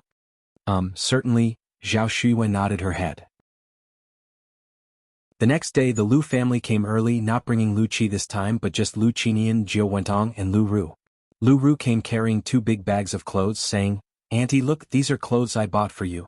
Please go in and try them on to see if they fit well. Okay, Zhao Shuyue took the clothes. With her conflicts resolved, Zhao Shuyue didn't feel the need to show any displeasure towards Lu Ru. Since it was the thoughtfulness of the child, she wouldn't refuse. Lu Ru exchanged a glance with Jiao Wentong, then continued, Auntie, let me accompany you inside to change. It wasn't long before Lu Ru and Zhao Shuyue came out in the new clothes. Jiao Wentong said with a smile, Xiaoru has a good eye, just look at how fitting these dresses are for sister. Lu Qinian nodded, indeed they are very fitting. Zhao Shuyue continued, actually you don't need to buy clothes for me, Yang also often buys me clothes and I can't even wear them all. Upon mentioning Yang, Lu Qinian's lips twitched, then he continued, Shuyue, did you give our family heirloom to Yang? Zhao Shuyue nodded, yes, Yang and I have a connection, and since you neither take the heirloom with you at birth nor can you take it with you in death, it's better gifted to Yang. That old hag, she actually really gave that bracelet to Yang. I wonder if she also gave that treasure map to Yang. Lu Qinian continued, that bracelet is our family's heirloom after all, how could you just casually give it away to an outsider? Chapter 948, A Heartless and Ungrateful Wretch. Outsider? Zhao Shuyue looked up at Lu Qinian, her face showing a trace of indignation. Yang is not an outsider. Had it not been for Yang, she would have died long ago. In Zhao Shuyue's heart, Yang was definitely not an outsider. Yang held a much more important place than the entire Lu Qinian family. Upon hearing this, Lu Qinian naturally felt uncomfortable. Not an outsider? What was Yang if not an outsider? Could that girl Yang possibly be more important than their whole family? Bear in mind, their family was Zhao Shuyue's only kin in this world. What on earth was Zhao Shuyue thinking? What was Yang anyway? Suppressing the anger within, Lu Qinian forced a smile and said, my point is, after all, Yang bears the surname Inai, she's an outsider. Giving our family heirloom to her seems a bit inappropriate. Zhao Shuyue replied, Yang is like my own granddaughter, possessions can't be carried with us in life or death, and I have a connection with Yang, so giving them to her couldn't be more fitting. Her own granddaughter? Lu Ru's face contorted with anger upon hearing this. She had treated Zhao Shuyue so well, yet Zhao Shuyue gave her nothing. That bracelet should have been hers. By what right did Yang steal what was hers? Could this cursed old hag not tell her own kin from outsiders anymore? With these words, Lu Qinian's expression changed subtly, and he said in a roundabout manner, still, an outsider is an outsider. Zhao Shuyue responded with a smile, outsider or not, in my heart, Yang is one of our own. Sometimes blood relatives are not as close as those outside the family. Besides, I now have no other relatives. According to Zhao Shuyue's words, was Lu Ru less significant than Yang, an outsider? She would rather give the bracelet to Yang than to Lu Ru. But that bracelet was the Lu family's heirloom. Zhao Shuyue had married into the family 60 years ago. She was a member of the Lu family.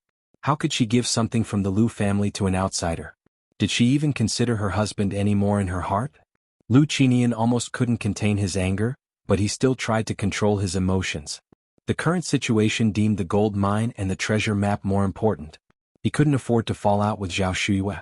The former Zhao Shuyue had been understanding, knowledgeable and dignified. Why had she become like this now? She was just a stubborn, reclusive, peculiar old woman. She deserved to have been a widow for so many years. It was karma. Lu Qinian steered away from the subject. Shuyue, you're getting on in years and it's not good to be without someone to look after you. If you don't wish to come back with us for the time being, why not let Xiaoru stay with you? She may be young, but she has a filial heart and will surely take good care of you. And Yang mustn't continue to be close to Zhao Shuyue. Otherwise their family's treasure map would one day be swindled away by Yang. He needed to have Lu Ru step in first, to act preemptively and win the heart. Lu Ru promptly clung to Zhao Shuyue's arm. Yes, let me stay to take care of you. Rest assured, I promise to be obedient, to honor you better than my own mother, and not to make you angry. No need, Zhao Shuyue waved her hand. I am very healthy and can look after myself. Plus, Yang visits me often, I will be fine. And Yang. Again and Yang. Why couldn't she just leave them alone? Jiao Wentong narrowed his eyes, smiling. Sister, it's not good to trouble someone else so much. Let Xiaoru stay and take care of you. She gets along with you, and if you're willing, Haoshan and I have discussed it, we can go through the adoption process in the next few days. After Lu Ru became Zhao Shuyue's daughter in the eyes of the law, she would naturally inherit everything from Zhao Shuyue. Zhao Shuyue had no children of her own in this life, and when the time came, Lu Ru would be her sole heir. And Yang would have to stand aside. Jiao Wentang's calculations were resounding like a burst of rapid fire. Zhao Shuyue shook her head. I appreciate your sentiment, but at my age, what do I need a daughter for? Besides, that child Yang is like my own granddaughter to me, having a daughter or not doesn't matter. She didn't count on a daughter to see her through old age and to provide for her end-of-life care. Zhao Shuyue's every other sentence involved Yang, and Jiao Wentong was taken aback, having not expected this reaction from her, much less her refusal. Chapter 949. A heartless and ungrateful villain. She was willing to adopt out her own daughter, who she had carried for 10 months, to Zhao Shuyue. Shouldn't Zhao Shuyue be grateful? It's not something anyone can easily decide, to adopt their daughter out to someone else. Lu Qinian was also stunned. Lu Ru was his treasured daughter. If it were someone else, he wouldn't bear to adopt Lu Ru out. Zhao Shuyue is really ungrateful. Could it be that she really wanted to keep all the good things for Yang? That isn't acceptable. Just then, noise came from outside the door. Grandma Zhao? Yang is here. A smile appeared on Zhao Shuyue's face as she walked towards the door. She looked as if she were seeing a beloved relative. Even her expression when seeing Lu Ru was never this joyful. This showed how special Yang was in Zhao Shuyue's heart. Lu Qinian and Jiao Wentong exchanged glances, both seeing displeasure in each other's eyes. Yes, they both hated Yang. They were afraid Yang would take what rightfully belonged to them. This little girl Yang was unrelated to Zhao Shuyue. Why should she be so good to Zhao Shuyue? She was clearly aiming for Zhao Shuyue's possessions. It was disgraceful. At such a young age she was already so scheming. Who knows how her family raised her? Haoshan, what should we do? Jiao Wentong looked at Lu Qinian and asked in a low voice. Lu Qinian looked towards the door. Let's see how things unfold for now. Don't antagonize her. Jiao Wentong nodded. Zhao Shuyue welcomed her, and indeed, Yang had arrived. Yang was holding a big round watermelon in her arms. Grandma Zhao, this watermelon was grown by our family, it's also the first crop of the year, very sweet. My mom said you would definitely like it. Like all elderly people, Zhao Shuyue loved sweet things, so Yang often brought her pastries and fruits. Zhao Shuyue smiled and said, Yang, there are many people in your family and I am alone. I can't eat such a big watermelon. You should take it back. As they spoke, they walked into the house. Yang placed the watermelon on the table. We picked a lot, giving you one still leaves us with 7 or 8. If you can't finish it, I can help you juice it. You can chill it in the well and drink it slowly. After finishing her sentence, Yang then noticed Lu Qinian and the others had arrived. Uncle and Auntie are here too. Yang greeted them proactively. Although she didn't particularly like Lu Qinian's family, they were still close with Zhao Shuyue, and she didn't want Zhao Shuyue to feel awkward by not greeting them. Jiao Wentong got up and laughing said, Yang, you are really filial, bringing such a big watermelon. If someone who didn't know any better saw this, they might think you are my big sister's own granddaughter. With that, she added meaningfully, I guess even her real granddaughter isn't as filial as you? The words carried a layer of sarcasm. As the saying goes, unsolicited favors indicate an ulterior motive. She was hinting that Yang had ulterior motives. If Zhao Shuyue was smart enough, she would definitely understand her meaning. Just afraid that old lady Zhao Shuyue was a fool. In fact, Zhao Shuyue really didn't pick up on the hostility in Jiao Wentang's words. Because Yang was all virtues in her heart, hearing Jiao Wentang praising Yang made her quite pleased. Yang smiled faintly, her tone light, Auntie is joking. Respecting the elderly and loving the young is a traditional Chinese virtue. One should not be the type of heartless person who discards his wife and steals another's husband. If Jiao Wentang had kept a low profile, it might have been alright, but unfortunately Jiao Wentang's words had thorns. Yang was not one to suffer in silence. Whoever made her uncomfortable, she would return the favor. If she continued to swallow insults, the other party might think she was easy to bully. Zhao Shuyue finally caught on to Jiao Wentang's sarcasm and felt somewhat displeased. Luckily, Yang was quick-witted and fired back immediately. With that response, Jiao Wentang's face instantly changed. What a sharp-tongued little girl. To dare to say such things. Lu Qinian's expression also turned very unsightly. No matter what his shortcomings, it wasn't up to a little girl to criticize him. What was Yang really? Did she really think that because Zhao Shuyue liked her, she was truly Zhao Shuyue's granddaughter?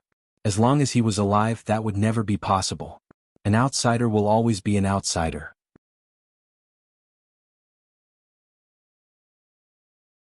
Chapter 950. A heartless and disloyal villain. Hey, what nonsense are you spouting? Lu Ru stood up angrily. Yang slightly raised her eyebrows and retorted, Isn't respecting the elderly and loving the young a traditional Chinese virtue? Isn't abandoning one's wife and snatching someone else's husband heartless? Am I making this up? You don't understand.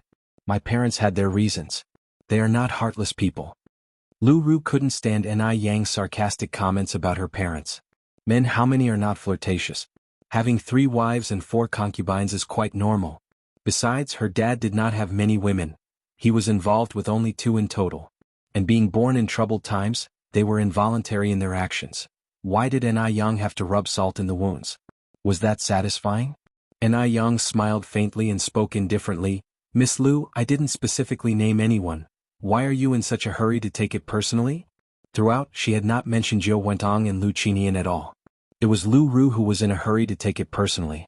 Stifled, Lu Ru's face turned red, overwhelmed with anger. Jiao Wentang turned to look at Lu Ru, his face wearing a smile, seemingly unaffected by Yang's words. Yang is truly a clever girl, and so beautiful like a fairy. No wonder my sister likes you so much. Who wouldn't like such a girl? Unlike our Xiaoru here, honest and simple, clumsy as a bear. Honest and simple Lu Ru was no match for Yang. Even if Yang sold Lu Ru off, Lu Ru wouldn't know. Jiao Wentang's comment was still a hidden jab, potentially deeply wounding. Unfortunately, Yang wore a coat of armor today and took Jiao Wentang's praise without hesitation. Thank you for the compliment, Auntie. I think so too. Jiao Wentang choked. How could she respond to that? That wretched girl. She wanted to mock Yang but ended up praising her instead. Jiao Wentang wished she could slap herself several times. Keep your mouth in check. Absolutely infuriating. Zhao Shuyue suppressed the urge to laugh and came out from the inner room with a piece of pure white cloth and handed it to Yang. Yang, I've repaired the embroidery you asked me to do. Is this all right? Though Zhao Shuyue was old, her eyesight was still excellent. She often helped Yang with embroidery and mending, and Yang never refused Zhao Shuyue's assistance. She even frequently sought her help. Zhao Shuyue, with her bound feet, couldn't do heavy chores and being elderly lacked the strength, so she mostly engaged in sewing and mending. Yang didn't want Zhao Shuyue to feel her life had lost its purpose. So she often sought Zhao Shuyue's help, allowing her to live a fuller life. And moderate embroidery, maintaining some mental activity, could also prevent dementia. Zhao Shuyue was also happy to help Yang. Only during embroidery did she truly enjoy life. Yang looked at the embroidery and saw the lifelike stitches on the white cloth. The embroidery was exquisitely done. Zhao Shuyue deserved her reputation as a maiden trained in an affluent household. Her embroidery skills were impeccable. Grandma Zhao, your embroidery is so beautiful. Yang praised generously. Zhao Shuyue smiled, "Not at all, you just like to flatter me." And Yang said, "It's truly beautiful. I couldn't learn this craft no matter how many times I tried." Under Jiao Wentang's eye signal, Lu Ru came over and said in surprise, "Auntie, at your age, why do you still do such handicraft work? It's so harmful to the eyes. Why don't you come back with us? I promise you won't have to do a thing. We'll treat you to the best of foods and take good care of you, allowing you to live a life like a fairy." And Yang was really heartless, using Zhao Shuyu's bracelets and spending Zhao Shuyu's money, yet still making Zhao Shuyue work for her. How could there be such shameless people as Yang in this world? Lu Qinian stood up and said, "Xiaoru is right, this embroidery is too straining on the eyes, it's not suitable for you. Shuyue, you should come back with us. We have a nanny at home who can take care of you specially. Moreover, it's not convenient for you in the countryside. If you want to buy something, you have to go to town. We live in the city center now, you can buy whatever you want, eat whatever you want. Besides, the countryside is not as lively as the city. Later, let Xiaoru keep you company in Beijing city center, and then we can all go to Taiwan Island." Chapter 951. A Heartless and Ungrateful Wretch. _4. Bay Island is an island where it's spring all year round, and the scenery is picturesque. There are many fruits and seafood here that you can't find in Beijing. I think you'd definitely fall in love with the place. Lu Qinian had figured it out. This Yang might have known about the village with the treasure map all along, which is why she deliberately got close to Zhao Shuyue, to win Zhao Shuyue's favor. What's most important now is to get Zhao Shuyue out of here as soon as possible, to leave Yang, this person with ulterior motives, empty-handed. Zhao Shuyue didn't pick up on the hidden meaning in the father and daughter's words and said with a smile, "Although I'm getting on in years, I'm not blind. Embroidering a little flower is no big deal. No golden sand or silver nest compares to my own dog kennel. I'm not going anywhere, I'm staying in Jianghu village. No matter how good Bay Island may be, it's not the place that gave birth to her or raised her. She feels no attachment to that place and has no desire to pine for it. When you get old, you just want to settle down to your roots, not to wander back and forth drifting everywhere. Won't you be without anyone to take care of you if you stay here?" Lu Qinian asked earnestly. "Bay Island is really very nice, Shuyue. I couldn't follow you around when we were young, but I truly hope you'll give me a chance to make it up to you. Besides, we're husband and wife who have taken our wedding vows. Husband and wife are one body, what's mine is yours and what's yours is mine. What's yours is mine and what's mine is yours." He said it with such artfulness. "I don't need anyone to take care of me," Zhao Shuyue continued. "Besides, I've gotten by just fine without you for 60 years. But what if you meet with some accident while you're alone? What then?" Lu Qinian countered. Zhao Shuyue said with a smile, "If something happens, there's still Yang. Don't look down on Yang for being young. Her medical skills are very good." "How is it in Yang again?" Lu Qinian was infuriated but couldn't show it. "How can we always trouble comrade in Yang? After all, we are the real family." Family? Lu Qinian had abandoned Zhao Shuyue for 60 years, and now he had the nerve to say such a thing. Does he still want to have his cake and eat it too? And Yang responded indifferently, "Uncle, rest assured, since I call Grandma Zhao Grandma, I don't consider her an outsider. As long as she is willing, I will take care of her until the end of her days." And Yang's words were meant to show Lu Qinian that Zhao Shuyue was not a poor, lonely old lady without anyone to rely on. If Zhao Shuyue really went with Lu Qinian, given the characters of Jiao Wentang and Lu Ru, would she have good days ahead? Not a chance. Hearing this, Zhao Shuyue looked at Yang, her eyes slightly moist. The feeling of having younger generations to rely on was really wonderful. If it weren't for Yang, she wouldn't have had such strong confidence to face Lu Qinian. At least she wasn't alone now. Lu Qinian was choked up again. Take care of her until the end of her days? Why should Yang take care of Zhao Shuyue until the end of her days? Does she have even a scent of relationship with Zhao Shuyue? She's clearly eyeing Zhao Shuyue's gold mine. Lu Qinian had lived a good half of his life but had never seen anyone as shameless as Yang, managing to make greedy avarice sound so refined and noble. Zhao Shuyue is a fool to have been deceived by such a young girl. Such are her ways, yet she claims to be from a rich family. Truly, she's tarnished the Lu family's reputation completely. Noticing the uneasy atmosphere, Jiao Wentang smoothed things over with a smile. Big sister has lived here for so many years, it's normal for her to not want to leave for the time being. Don't worry, if you don't wish to return, we won't force you. Our family's door is always open to you, and you're welcome to return whenever you want. Jiao Wentong was a smart person. She knew not to push too hard at this moment. She was making a strategic retreat. After all, Zhao Shuiyue, that old hag, had in her hands a treasure map worth a fortune. She needed to coax Zhao Shuiyue for now. Once she got that treasure map, she would make Zhao Shuiyue regret her actions today. Zhao Shuiyue nodded in agreement. The three members of the Lu family stayed with Zhao Shuiyue for a long time, and when they left in the evening, they insisted on leaving Lu Ru to take care of Zhao Shuiyue. But she refused them. In the car, Jiao Wentong expressed her worries. Haoshan, big sister seems to be rather guarded against us now. Lu Qinian sighed.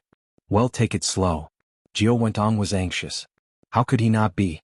But what could be done in haste? With that, Lu Qinian added, in the future, let's come here every day. I refuse to believe Zhao Shuyu's heart is made of stone. It will warm up eventually.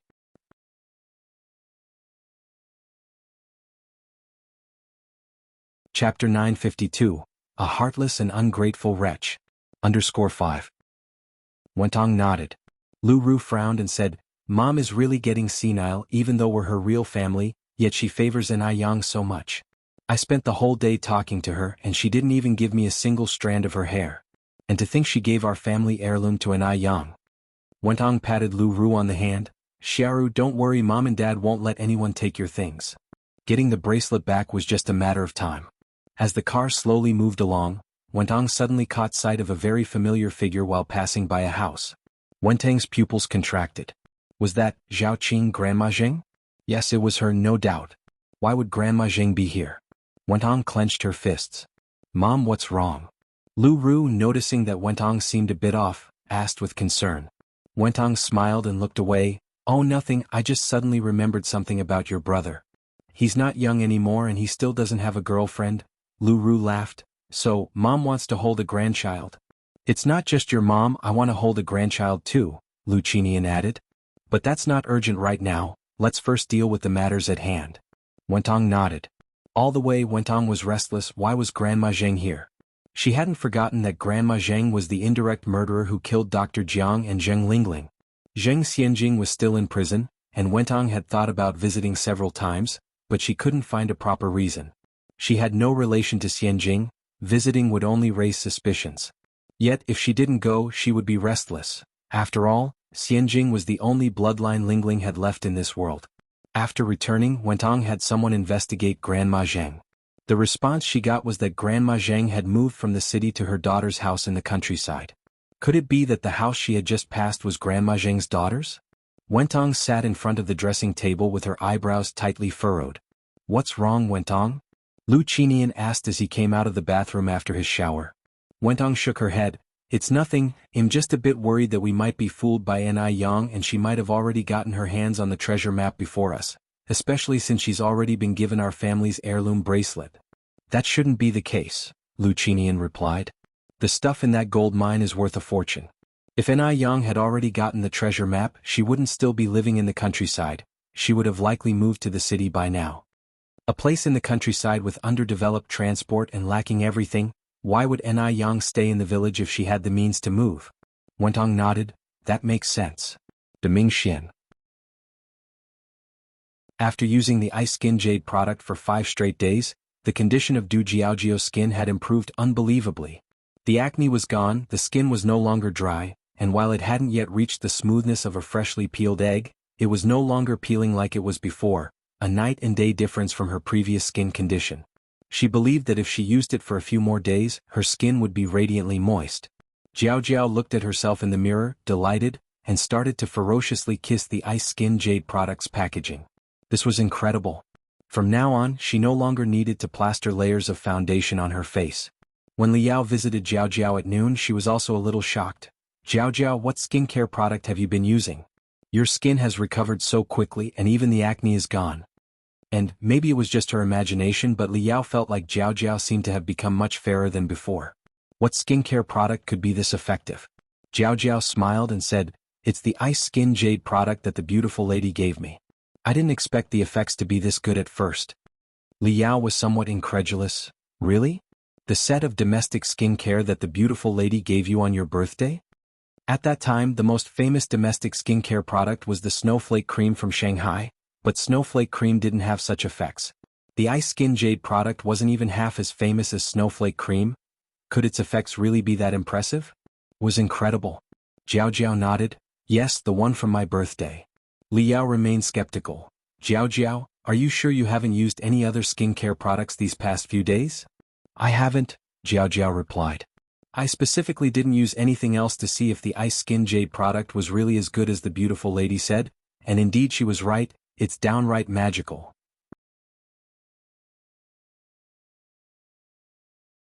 Chapter 953, A Heartless and Ungrateful Wretch. _6. Du Jiaojiao was now regretting not heeding Ni Yang's advice sooner. Bring over that set of skincare products the beauty sent you and let me take a look, Li Yao continued. Sure thing. Du Jiaojiao quickly ran back to her room and brought over the Ice Muscle Jade Skin set. Li Yao took the Ice Muscle Jade Skin, studying it carefully. First of all, the aesthetics of these bottles and jars were quite impressive. They looked refreshing and smelled nice. There wasn't any of that irritating odor. You should call the beauty and ask where she bought these. I want to get a set too. Seeing the great results on Du Jiaojiao, it was impossible not to be moved. Li Yao was a doctor and she could tell that these skincare products didn't contain any of those messy harmful substances. They might actually be useful. But I don't know the Bowtie's home phone number. Just then, Grandfather Du happened to walk in and Li Yao whispered, Maybe you could ask Grandfather Du? Li Yao felt a kind of inexplicable fear towards Grandfather Du, so she didn't dare to ask him herself. Just as Du Jiaojiao was about to say that Grandfather Du definitely wouldn't know Ni Yang's home number, she swallowed her words and looked up. Third brother, what's the Bowtie's phone number? Beauty? Grandfather Du was taken aback for a moment. Oh, you mean Yang Yang? Du Jiaojiao explained. So it was Ni Yang. The nickname was rather fitting. Do you need her for something? Grandfather Du asked. Du Jiaojiao explained the situation with the Ice Muscle Jade Skin, and then Grandfather Du effortlessly rattled off a string of numbers. Du Jiaojiao was stunned. So Grandfather Du knew Ni Yang's home phone number. That was truly surprising. After getting Ni Yang's number, Du Jiaojiao hurriedly made the call. Beauty, that Ice Muscle Jade Skin you gave me last time is incredibly good. By the way, where is the store that sells Ice Muscle Jade Skin located? Don't mention it, you can find the Ice Muscle Jade Skin store in the department store, but... Ni Yang didn't finish her sentence before Du Jiaojiao interrupted her. Okay, thank you so much, Yang Yang. We're going to buy some now. After the call ended, Du Jiaojiao dragged Li Yao out the door. Ni Yang looked at the hung-up phone, sighed helplessly. She had wanted to tell Du Jiaojiao that the limited edition Ice Muscle Jade Skin wasn't necessarily available at the department store, but Du Jiaojiao had hung up too quickly. Wanting to prevent Du Jiaojiao from making a fruitless trip, Ni Yang dialed again. The phone was quickly answered. Sister Jiaojiao, you hung up too fast. It's me? A man's voice came through. It was as gentle as the spring breeze. Ni Yang was startled, then realized, Is that you, Big Brother Du? Where is Sister Jiaojiao? Grandfather Du glanced toward the door. She's gone out. That fast. Ni Yang was surprised, then said, Then please can you pass on a message for me? Meanwhile, Du Jiaojiao and Li Yao discovered just how precious the Ice Muscle Jade Skin set was once they arrived at the actual store. Not only did they need a membership card, but they also had to make a reservation months in advance. Otherwise, it was impossible to buy. Each store only had a few dozen sets available each month. Li Yao was extremely disappointed, but luckily the salesperson recommended a few other Ice Muscle Jade Skin products that weren't limited editions. On the way back, Li Yao was downcast. With just over 10 days left before she left Beijing, where could she wait for 10 more days? If only there were Ice Muscle Jade Skin stores in Xin City. Why were all the good things in Beijing? Du Jiaojiao comforted her. Don't worry, Li Yao. I'll still be accompanying my third brother here for over half a year. When the time comes, I will send it to you. Li Yao replied weakly, That is if you can get it. Now Du Jiaojiao was at a loss for words and sighed, I don't know how the beauty managed to get them. She's truly amazing. The two returned to Deming Pavilion, dejected. Grandfather Du sat on the sofa reading Buddhist scriptures, and without looking up when they arrived he asked, Didn't get it? Right. Du Jiaojiao nodded. Grandfather Du then said, Ni Yang called right after you left. She told me to tell you that the limited edition Ice Muscle Jade Skin set is hard to get, but if you want it, she can bring one set for you. Really? Du Jiaojiao suddenly got excited. Li Yao's eyes lit up too. Grandfather Du nodded. Du Jiaojiao exclaimed, The beauty is really a beauty with such wide connections. She can get anything.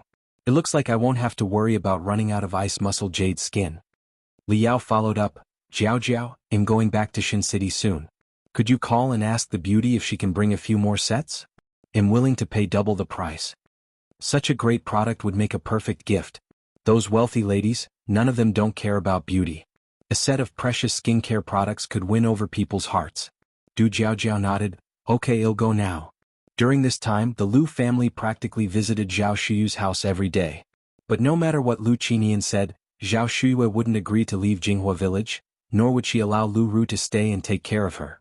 For a while, Lu Qinian became anxious and Jiao Wentong was too. Zhao Shuyue was like a stone in a dung pit, stinky and hard, impervious to soft and hard tactics. Lu Qinian sighed deeply, speaking earnestly, Shuyue, you're also at this age, we have been husband and wife for a lifetime, would I harm you? There's no need for you to be so guarded against me. From the moment you married me, you became a member of the Lu family, and after you pass on, you're meant to be laid to rest in our Lu family's ancestral grave. After he finished speaking, Lu Qinian continued, Shuyue, we are family now, so let's not speak in terms of two households.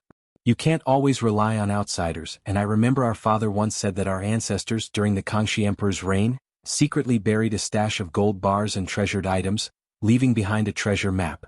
Is that map with you now? Treasure map? Zhao Shuyu's brows furrowed slightly as she turned to look at Lu Qinian, incredulous. You're here for the treasure map? No. Lu Qinian shook his head in denial. Of course not. In your eyes, am I that kind of heartless villain? I'm here to make amends. I'm just curious about the treasure map, I just asked casually. After all, we are family, is there any secret among family?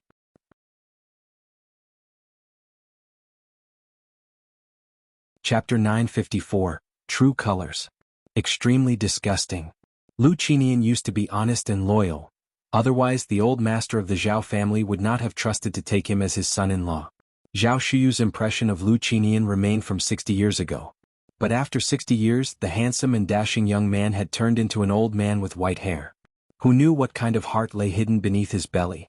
She had changed from Zhao Shuyue to Lu Zhao's wife and then back to Zhao Shuyue. It was a perfect example. Everything was changing, including people's hearts. Upon hearing this, she smiled and said, What treasure map? It's all just rumors, our ancestors never buried any gold. How could there be none? Lu Qinian exclaimed in surprise. I clearly heard our father mention it. Shuyue were family.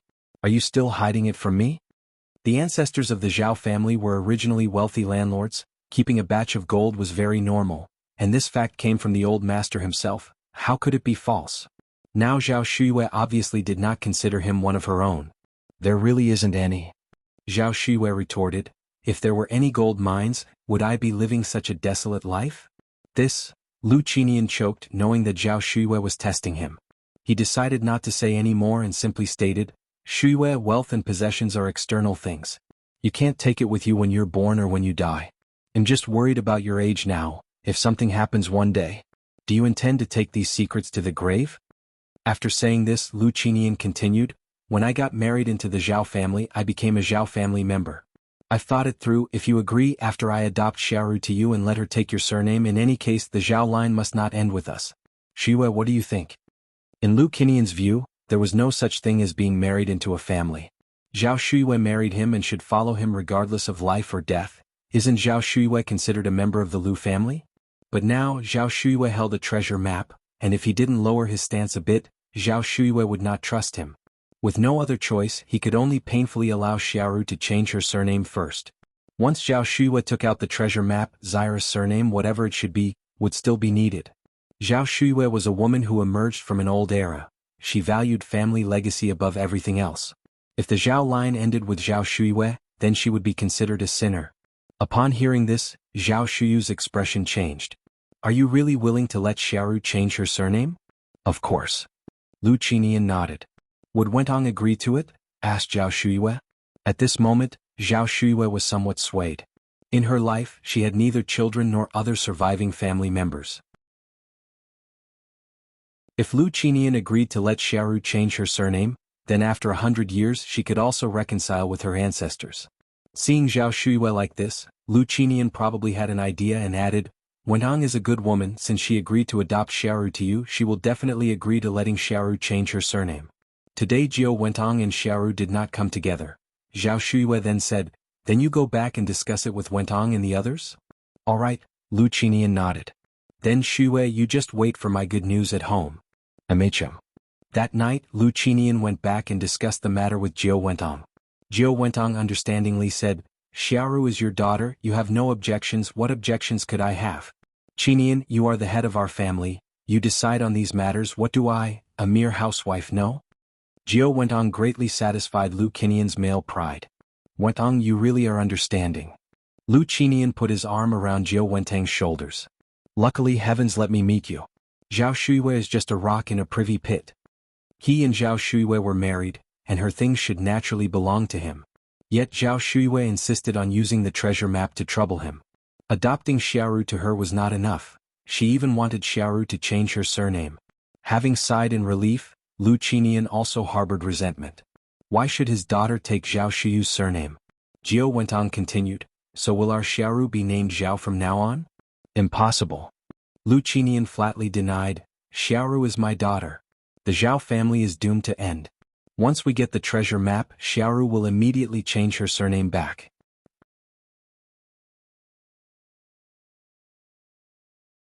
Chapter 955, True Colors. Extremely disgusting. _2. Jiao Wentong nodded, let's go and discuss this matter with Xiaoru. Okay. The two headed to Lu Ru's room where she was applying nail polish. I don't mind changing my last name. I'm already a Zhao, so shouldn't the Zhao family's heirloom be inherited by me? Lu Ru adored that bracelet ever since she first saw it. That bracelet was made of top-grade turquoise, warm in winter and cool in summer, and it could ward off evil spirits. And it had been passed down since the Song dynasty. Precious indeed. And Ai Yang was just a mere village girl. How could she possibly be worthy of it? Only someone of her noble status deserves such a treasure. Hearing this, Jiao Wentong looked up at Lu Qinian. Lu Qinian smiled and said, since it's a family heirloom, naturally it should be inherited by the rightful heir. Tomorrow let's go to Jinghua village and you can tell her in person. If Zhao Shuiyue wanted Lu Ru to change her surname, she naturally had to show some sincerity. Besides, that bracelet was originally their family's heirloom. Okay, Lu Ru nodded. The next morning upon hearing this news, Lu Qi asked somewhat uncertainly, Mom, Dad, are you really agreeing to let Xiaoru change her surname? Lu Qi was still in the dark about the treasure map. He always thought that Lu Qinian truly felt guilty towards Zhao Shuiyue, and that's why he wanted to make it up to her. Lu Ru was the daughter treasured by her parents, and Lu Qi always felt something was unrealistic about this situation. Lu Qinian nodded, yes, when I was young I wronged your aunt. It's only right that I treat her better now. Her only regret now is that she doesn't have children, and she's already of such an age. I don't want her to live with that regret. Lu Qinian's words were noble and impressive. As a father, of course, he had to set a good example for his son. Lu Qi was different from Lu Ru. Lu Qi had too strong a sense of justice and was too honest. He spoke and acted without considering the consequences, and would confront anyone he believed to be wrong, regardless of their status. A typical case of high IQ but low emotional intelligence, inept at socializing. If he knew that all this was for Zhao Shuyu's gold mine, he might not even acknowledge his own father. Thus, Lu Qinian couldn't let Lu Qi know the inside story. He had to continue portraying the image of a good father, a good man, a good husband in front of Lu Qi. Lu Qi nodded, Dad, Aunt has suffered all her life. It's only right for you to treat her better. By the way, didn't you say last time that you wanted to bring her to live with us? Lu Qinian sighed helplessly, your aunt doesn't want to come. She's still holding a grudge. Lu Qi took a sip of water from his cup. After all, Aunt has been waiting for you for over 60 years. Anyone would feel resentful. People like my aunt are rare nowadays, don't rush, some things take time. In today's society, how many women would wait for a man for a whole 60 years without marrying anyone else? It's simply impossible. One can hardly imagine what Zhao Shuiyue has endured over these 60 years. Although Zhao Shuiyue is a woman, she values loyalty more than most men do. So Lu Qi truly admires Zhao Shuiyue. Lu Qinian patted Lu Qi's shoulder, don't worry, I know what I'm doing. Lu Qi nodded. In the afternoon, Lu Qinian, Jiao Wentong, and Lu Ru went to Jinghua village together. Lu Ru held a wrapped package in her hand. Aunt, I made these pastries myself, please have a taste. Xiaoru, it's thoughtful of you. Zhao Shuiyue took the package, pulled out a piece of osmanthus cake and tasted it. Xiaoru, your cooking is really good. The osmanthus cake was indeed soft, glutinous and sweet. Someone like Lu Ru, a delicate young lady who hardly dips her fingers in spring water, wouldn't know how to make osmanthus cake. It was bought on the way. Lu Ru humbly said, "It's not as good as you say, Aunt. As long as you like it, that's all that matters." After eating a piece of osmanthus cake, Zhao Shuiwei continued, "Xiaoru, have your parents already talked to you about that matter?" "Yes," Lu Ru nodded. "What do you think?" Zhao Shuiwei straightened her expression, not wanting to force Zhao Shuiwei into anything uncomfortable. Lu Ru smiled, "Aunt, I've said before, I will treat you like my own mother. Whether my last name is Lu or Zhao, it makes no difference to me, it's all up to you to decide."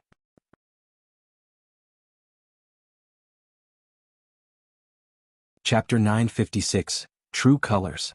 Extremely disgusting. _3. Okay, Zhao Shuiwei nodded, musing inwardly that Lu Ru indeed was a sensible child. Lu Qinian seized the moment. "Then let's take care of this matter early. Shuiwei, where's your household registration book?" Wentong gave Lu Ru a cue with his eyes. Lu Ru continued, "But Big Aunt, I have a small request." "Speak." Zhao Shuiwei looked at Lu Ru. Lu Ru proceeded, "Big Aunt, once I become your daughter, shouldn't you pass the family heirloom to me? It makes no sense to give the heirloom to a stranger. In any case, Yang had no qualifications or reason to take that bracelet." "Family heirloom?" Zhao Shuiwei was initially stunned, then realized that Lu Ru was here for the bracelet. "You mean that bracelet?" Zhao Shuiwei asked with a smile. Yes. Lu Ru hurriedly nodded, "That bracelet, Big Aunt, it's our family's heirloom. It should never fall into the hands of outsiders." Zhao Shuiwei nodded, "Okay, I'll give it to you. A stranger indeed has no right to my bracelet. Speaking of which, there's also the treasure map." She paused deliberately at this point. Hearing the words treasure map, Lu Qinian's eyes lit up with excitement. He had always known the treasure map existed. Wenong was also very excited. "He'll give you the treasure map too," Zhao Shuiwei continued. "I'm old anyway and I can't take these things with me." "Are you serious? You'll really give Xiaoru the treasure map?" Lu Qinian asked impatiently. Zhao Shuiwei nodded, "He'll give it. Xiaoru is my only daughter after all. Who else would I give it to?" Wenong could hardly believe it. "Big sister, are you joking? This cunning old woman, she's finally come around?" It felt somewhat surreal. Zhao Shuiwei said with a smile, "We're all family here. As the saying goes, keep the goodies within the family. If I don't leave it to Xiaoru, who else would I leave it to? I certainly can't take it with me when I die and be buried with it." "Oh, Shuiwei, it's great that you see it that way," Lu Qinian eagerly said. "By the way, where is the treasure map? Since you're going to give it to Xiaoru eventually, why not bring it out now?" Treasure map. Finally, they could get their hands on the treasure map, making their whole trek from Bay Island to Beijing worthwhile. Yes, Big Aunt, please bring it out now so I can experience it for myself." Lu Ru was too excited, not believing how easily she had managed to persuade Zhao Shuiwei. This crafty old lady wasn't as clever as she had imagined. Zhao Shuiwei said with a smile, "Okay, don't hurry, he'll go fetch it." With these words, Zhao Shuiwei turned and walked towards the inner room. Lu Ru stood up. "Big Aunt, let me come with you." Wentong interjected, "You child, why still call her Big Aunt? You should be calling her Mom now." Yes, Mom, let me come with you," Lu Ru immediately corrected herself. "No need," Zhao Shuiwei turned her head, "just wait here for me." Lu Ru sat back down and whispered, "Dad, can we return to Bay Island once we get the treasure map?" "Yes," Lu Qinian nodded. Wentong said with a smile, "What about that bracelet? Don't you want it anymore?" Lu Ru replied, "Of course I do. Once that old lady brings out the treasure map, he'll have her take me to Yang to get the bracelet back." Wentong nodded. In a few moments, Zhao Shuiwei, with both hands behind her back, emerged from the inner room. Lu Qinian suppressed his excitement. "Shuiwei, you're here? Where's the treasure map?" "Don't rush, I've got it." Zhao Shuiwei walked over with a smile, her right hand moving leisurely from behind. Lu Qinian was transfixed, his gaze unblinkingly fixed on Zhao Shiyu's hand. It was the treasure map. It had to be the treasure map in Zhao Shiyu's hand. He had finally seen the treasure map. Soon he would possess a vast fortune. Lu Qinian was overwhelmed with excitement, his heart pounding wildly. Beside him, Wentong and Lu Ru also watched Zhao Shuiwei intently. Just then, bang! A flash of cold light, and a cleaver slammed down hard on the table. The room fell eerily silent in an instant. None of the three present had expected that Zhao Shuiwei would be holding a cleaver. Zhao Shuiyue, putting all her strength into it, forcefully chopped the cleaver down on the table, her cold eyes fixed on the family of three across from her.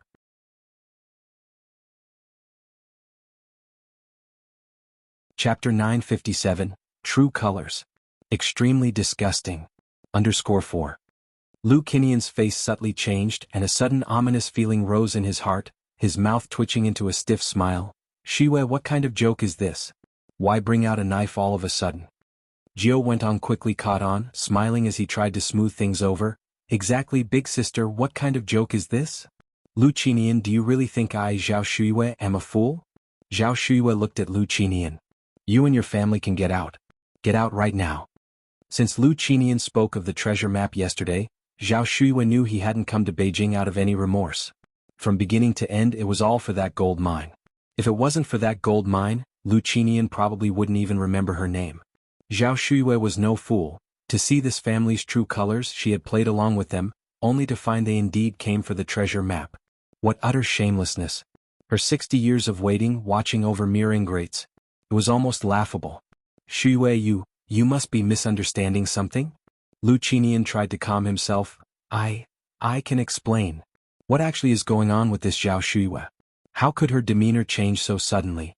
She was nothing like the understanding Zhao family's fourth miss from back then. No need for explanations. Just leave. Zhao Shuiyue picked up the kitchen knife, pointing it towards the door. Lu Ru swallowed hard. Mom, please calm down. Zhao Shuiyue turned to look at Lu Ru. You should look at yourself in the mirror. With what weight do you claim to be my daughter, Zhao Shuiyue? At a time like this, Lu Ru dared to shamelessly call her mother. It was truly the craftsmanship of Lu Qinian's nurturing. How had she failed to see their true nature earlier?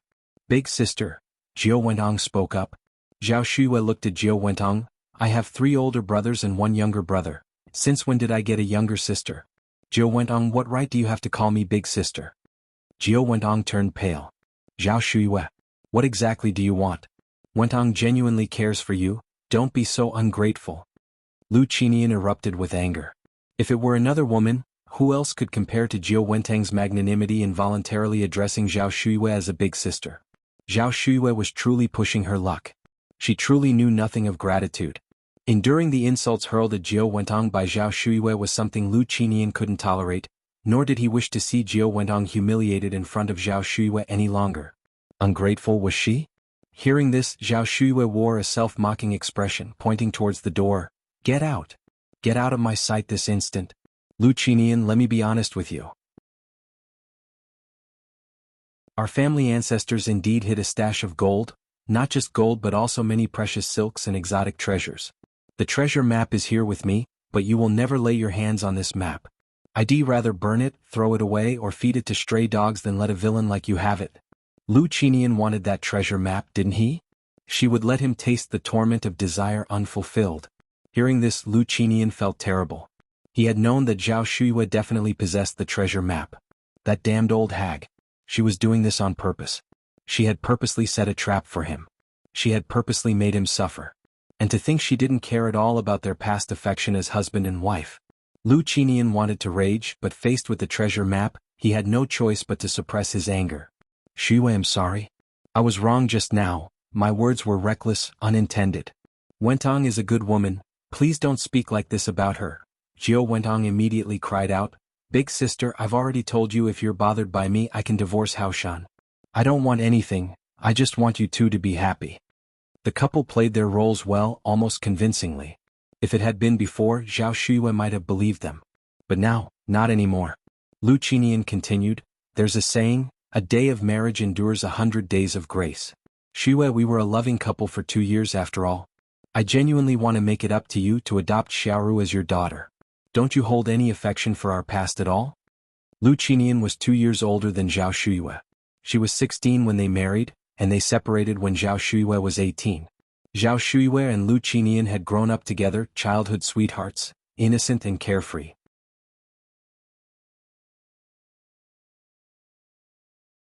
Chapter 958, True Colors. Extremely disgusting. _5. What a pity it could never go back to how it was. Now, the person before her eyes was no longer the bedfellow of the past. Now, when mentioning the past, Zhao Shuiyue could only feel irony and ridicule. Don't bring up the past with me, Lu Qinian. You don't deserve it. My father was blind to save you from the snow all those years ago. Old Master Zhao should have let Lu Qinian freeze to death in the snow back then. Shuyue, Lu Qinian sighed, his expression one of pain and helplessness. I wronged you in the past, what do I have to do for you to forgive me? Get lost. Get out of here now. Zhao Shuyue tightened her grip on the kitchen knife in her hand. If you don't get lost, watch out, I won't be polite. Lu Qinian, I'm staking everything today. I'm ready to fight you with my life. Zhao Shuyue was serious, and Lu Qinian narrowed his eyes before saying, All right, we're leaving. Shuyue, don't get agitated, don't get angry, it's bad for your health. In this situation, one mustn't act recklessly, one needed to think of a foolproof plan. With those words, Lu Qinian left with Jiao Wentong and Lu Ru. Unfortunately, when it rains, it pours. The car stopped working just as they reached the entrance of the village. Lu Qinian got out to check. It seems like the engine has stalled due to carbon buildup. Jiao Wentong got out of the car as well. Can we start it again? Lu Qinian shook his head. What should we do then? Jiao Wentong was a little anxious. Lu Qinian continued, First, let's make a phone call, have someone come over to fix it. On the way here, I saw telephone poles by the road, surely someone in the village must have a phone at home. In those days, not many families had a phone installed, and finding out which home had a phone was simple, just follow the telephone poles. Naturally, it was up to the women to knock on doors, so Jiao Wentong went to a house with a telephone to knock. The door opened quickly. The door was opened by a beautiful young woman in her 30s or 40s, with a strangely familiar feeling to her. Jiao Wentong squinted her eyes and smiled. Miss, may I use your phone please? As Jiao Wentong felt the familiarity, and Ai Tsuehua also felt that Jiao Wentong looked familiar. Who is this? Why did she feel like she had seen her somewhere before? And Ai Tsuehua hesitated for a moment, then said, Come in. Thank you, Jiao Wentong expressed her gratitude. Once inside the courtyard, Jiao Wentong was taken aback, not expecting a seemingly ordinary rural courtyard to hide such wonder. There was a telephone in the living room. Go ahead.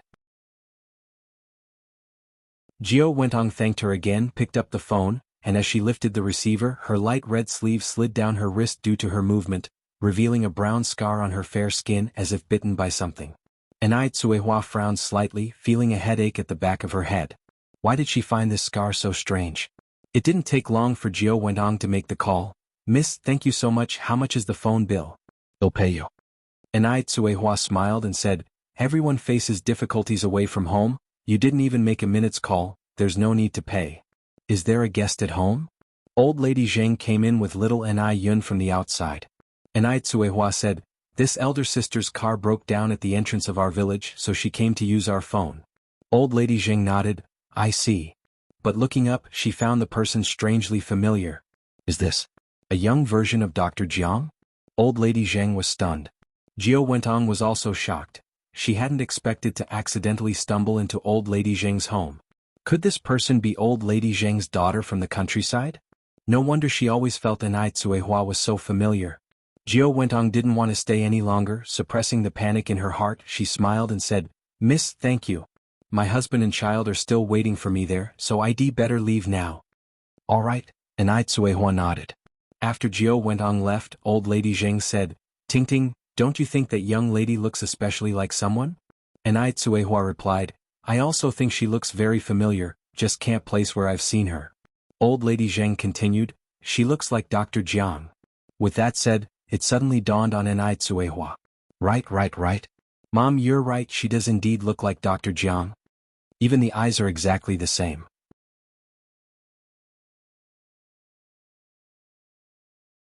Chapter 959, True Colors. Extremely disgusting. _6. And Ai Tsuehua found it strange again. When she first saw Dr. Jiang, she felt a sense of familiarity, and now seeing Jiao Wentong, she felt even more familiar with him. What was the connection between these two people? Moreover, the feeling of familiarity that Jiao Wentong evoked in her seemed even stronger. It was as if something in her mind was on the brink of bursting forth. Very strange. Why would that be? Mom, does Dr. Jiang have any other siblings? And Ai Tsuehua turned and asked. Madame Zheng said, I think there's an older brother, I haven't heard about a younger sister. Could it be? Although Ai Tsuehua didn't finish her sentence, Madame Zheng already understood her meaning. You mean to say, could she be Dr. Jiang's daughter? And Ai Tsuehua nodded. Madame Zheng frowned slightly. Jiang Yan is a very scheming person. It's hard to say for sure with her. It seems you'll need to have someone look into this. It was odd, but ever since she met Jiao Wentong, Madame Zheng felt unsettled. Having returned to Lu Qinian's side, Jiao Wentong was breaking out in sweat again and again. The Zheng family held significant power in Beijing, and since they had come from Taiwan Island, they were currently unable to challenge the Zheng family. If Madame Zheng discovered that matter, everything would be over. Had he known this would happen, he should have let Lu Ru make the phone call. Such an unnecessary trouble brought upon himself. Truly bad luck. Mom, are you very hot? Why are you sweating so much? Lu Ru approached Jiao Wentong and asked curiously. Although it was summer, the bamboo groves on either side of the road brought cool breezes, making it not feel hot at all, but Jiao Wentong kept perspiring. Jiao Wentong wiped off her sweat. Mom just walked over from there, how could I not be hot? Let me fan you then, Lu Ru said and began to fan Jiao Wentong with her hand. Soon enough the repair person arrived. When Ni Yang returned home, she happened to see Jiao Wentong and the others fixing their car. She pretended not to see them and rode away on her bicycle. Back home, Madame Zheng mentioned seeing someone who looked very much like Dr. Jiang. Ni Yang said, Grandma, are you talking about Jiao Wentong? Madame Zheng was startled. Same surname as Jiang? Could it be that Jiao Wentong really had some connection to Dr. Jiang? Ni Yang clarified, it's the Jiang character with the 3 water radicals. Oh, Madame Zheng nodded, I see. Grandma. Ni Yang suddenly became more serious. Go on Yang, said Madame Zheng. Ni Yang continued, I think she might be Dr. Jiang's sister, Jiangji. Although the information they found claimed that Jiangji was dead, Ni Yang always felt that there was more to the story. Does Jiang Yan have a sister? Madame Zheng found it strange as she had never heard Dr. Jiang mention having a sister. Ni Yang recounted the matter of Jiangji to Madame Zheng and also mentioned the relationship between Zhao Shuyue and Jiao Wentong. Upon hearing this, both Madame Zheng and Ni Tsuehua were surprised. So, she's the woman that faithless man remarried? Said Ni Tsuehua. Ni Yang nodded, yes. Ni Tsuehua continued, no wonder I felt something was off about her. I wish I had never lent her my phone. Ni Tsuehua was filled with regret. At the Lu family mansion, Lu Qinian was furious. What should we do, Dad? Now Auntie doesn't want me as her daughter anymore. You have to think of something quickly. Lu Ru was aching for that bracelet. That bracelet was rightfully hers. Lu Qinian said, Xiaoru, don't worry, Dad is thinking of a solution. Jiao Wentong sighed, forget it, Haoshan, let's go back to Taiwan Island. You saw how big sister acted today, she won't give us the treasure map.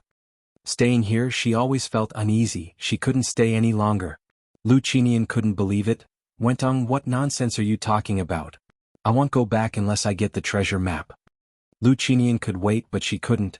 Jiao Wentong narrowed her eyes, a plan forming in her mind, then said, Haoshan, I do have a method. Speak. Jiao Wentong poured a cup of tea for Lu Qinian. Since big sister is unwilling to come, then let's invite her over. Invite? Haven't we already invited her? Lu Qinian retorted. The problem was Zhao Shuyue simply didn't want to come.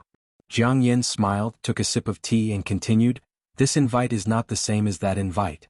Since big sister won't eat the good wine, we'll have to invite her to drink punishment wine. We have already torn our facades with her anyway. Lu Qinian narrowed his eyes. Wentong, what do you mean? Jiang Yan said with a smile, Haoshan, do you know how criminals were interrogated in ancient prison cells? When the time comes, there will be ways to make her talk. Lu Qinian immediately understood Jiang Yan's implication. They could abduct Zhao Shuyue and keep her under house arrest. Then if she was still stubborn, they could use some small tricks. Moreover, Zhao Shuyue didn't have any children. Even if she disappeared, probably no one would care. So when shall we go? Lu Qinian continued to ask. Jiang Yan said, it's too visible in daylight, not good for actions, let's do it tonight. Zhao Shuyue, a lonely old widow, would be very easy to take from Jinghua village. They had to act swiftly and decisively. Good. Lu Qinian nodded, let's do it this way. Wentong, let's take action tonight. I'm going too. Lu Ru was quite excited. For such actions, outsiders naturally couldn't be brought along. Only their own people could be trusted. Lu Qinian said, good, Xiaoru will also go, but we mustn't let your brother find out about this. Lu Ru then said, but at home my brother always sees her. What if she talks nonsense when the time comes? Jiang Yen smiled, that's easy to handle, just say she has a mental illness. Your brother is simple-minded, he won't suspect a thing. Who would take the nonsense of a mentally ill person seriously? After solidifying the plan, Jiang Yen began preparing for it. As the moon rose over the willow tips, a sedan quietly left the mansion. The surroundings were enveloped in darkness, absolutely quiet. At midnight, in an era without internet, was the prime time for people to be deep in slumber. The black sedan, shrouded in darkness, quietly drove into Jianghu village, its headlights illuminating the road ahead brightly. Because Jianghu village had a good ambience, few people kept dogs, so when the car entered, besides the engine noise, there was almost no other sound. But the engine's sound and the light startled the resting birds on the trees. Chirp. Who of sound mind would care about the birds in the trees? Sharu, you stay in the car, your mom and I will go in. Lu Qinian looked at Lu Ru. Okay, Lu Ru nodded. Since it was summer, people didn't close their windows when sleeping, which made it convenient for Jiang Yen. She pulled out a tube, aimed it at the window and blew white smoke into the room.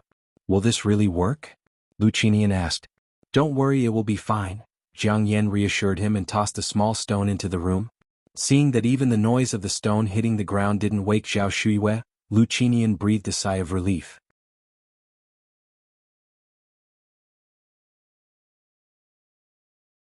Chapter 960. What goes around comes around. After confirming that the person inside had entered a deep sleep, Lu Qinian and Jiao Wentong circled around to the front door, ready to pry it open. Before prying the door, Jiao Wentong pulled out a pair of thin gloves from his pocket and put them on. Doors like this can only stop a gentleman, not a petty thief. Thus, the two easily pried the door open. Creak! The ancient wooden door made a heavy sound. Clearing the clouds to see the moon, the moonlight's clear glow illuminated everything inside the house brightly. Jiao Wentong, holding Lu Qinian with one hand and a flashlight with the other, headed towards the inner room. Haoshan, be gentle. Lu Qinian nodded. Zhao Shuyu's bedroom was still locked, and Jiao Wentong took out his lock-picking tools and quickly pried the lock open. The two of them walked into the bedroom together. Zhao Shuiwei was sleeping on the bed. In order to prevent Zhao Shuiwei from hiding the treasure map at home, the two of them flashed their flashlights around, tossing the place upside down. This medicine was very effective. The noise they made while searching was loud, but Zhao Shuiwei didn't wake up. Haoshan, Jiao Wentong found an old dressing box in the corner. Look at this. Although the dressing table was quite old, one could still see that it was made of fine golden Nanmu wood, and the cover of the dressing box was locked with a small brass lock that had turned green with rust. This is a good item, let's take it for now. Lu Qinian immediately recognized it as Zhao Shuyu's bridal dowry. As he spoke, Lu Qinian continued, let's go look over there. Since Zhao Shuiwei wouldn't wake up anytime soon, they could take their time searching. If they could find the treasure map, they wouldn't need to waste their energy taking Zhao Shuiwei back. Yang woke up at exactly 12:20 a.m., feeling a bit thirsty. She turned on the light and got out of bed for water. Even though the day was very hot, the night wasn't hot at all. A cool breeze was blowing in from the outside, making one feel refreshed. Yang drank water while looking out the window. The moonlight was beautiful tonight. Everywhere was draped in silvery white, as if the earth had been covered with a hazy veil. But Yang wasn't in the mood to appreciate the scenery. For some reason she felt that something was off tonight. Weird. What was it? Could it be that she was overthinking? What could happen in the dead of night? After drinking the water, Yang turned off the light and went back to bed to sleep. Meanwhile, Jiao Wentong and Lu Qinian had been searching the house for a long time without finding the treasure map, so they had no choice but to give up and take Zhao Shuiwei with them. Jiao Wentong pulled up Zhao Shuiwei. Haoshan, lend a hand. Be careful. A fat cat was sleeping next to Zhao Shuiwei, and because of the drugs, the fat cat was also sleeping very soundly, not making a single movement. Okay. Snap. Just then, a little bird that had been perched on the windowsill suddenly spread its wings and flew out, the sudden sound startling both Lu Qinian and Jiao Wentong in the room. Jiao Wentong looked back and saw that it was only a small bird, and heaved a sigh of relief. Just a bird. It's nothing. Lu Qinian exhaled deeply, his forehead breaking out in a cold sweat. The bird that just flew away wasn't ordinary, it was Duo. Although Zhao Shuiwei kept a hateful and exceedingly ugly fat cat at home, Duo still liked Zhao Shuiwei very much. Because Zhao Shuiwei often fed it a lot of delicious food. Seeing the bad guys about to take Zhao Shuiwei away, Duo was so anxious it could break its wings. flying with all its might towards the small courtyard of the Ni family. Yang. The moment Duo flew in, Yang heard it and she quickly switched on the desk lamp. What's wrong, Duo? Normally, Duo wouldn't disturb her in the dead of night. Unless something had happened. Thieves. Duo flapped its wings vigorously. Granny Lu. Thieves. Yang's brow twitched and she took a jacket out of the closet, putting it on as she walked. I'm going over to Granny Zhao's house now, and you go down to call my parents. After calling my dad and mom, go and shout around the village. Yang had a hunch that this thief was different from the ordinary thief. If the whole village was alerted, everyone would be witnesses and the situation would be easier to handle. Duo immediately flew downstairs. Thieves? Catch the thieves. Cuihua and Shengwan Dehui weren't as sensitive as Yang. It took several shouts from Duo to awaken the couple.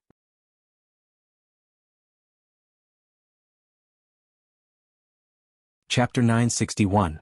Evil is met with evil. _2. The two people heard there was a thief and immediately scrambled up from their bed. Every level of the Ni family home was brightly lit, along with Duo shouting. Soon old Madam Zheng, old Master Zheng, Shengwan old Madam, and Ni Qinggui were also awake. Then the lights in the neighboring houses were turned on. There's a thief. Husband, quickly get up and take a look. Hearing there was a thief, the man who was fast asleep was instantly alert. Where's the thief?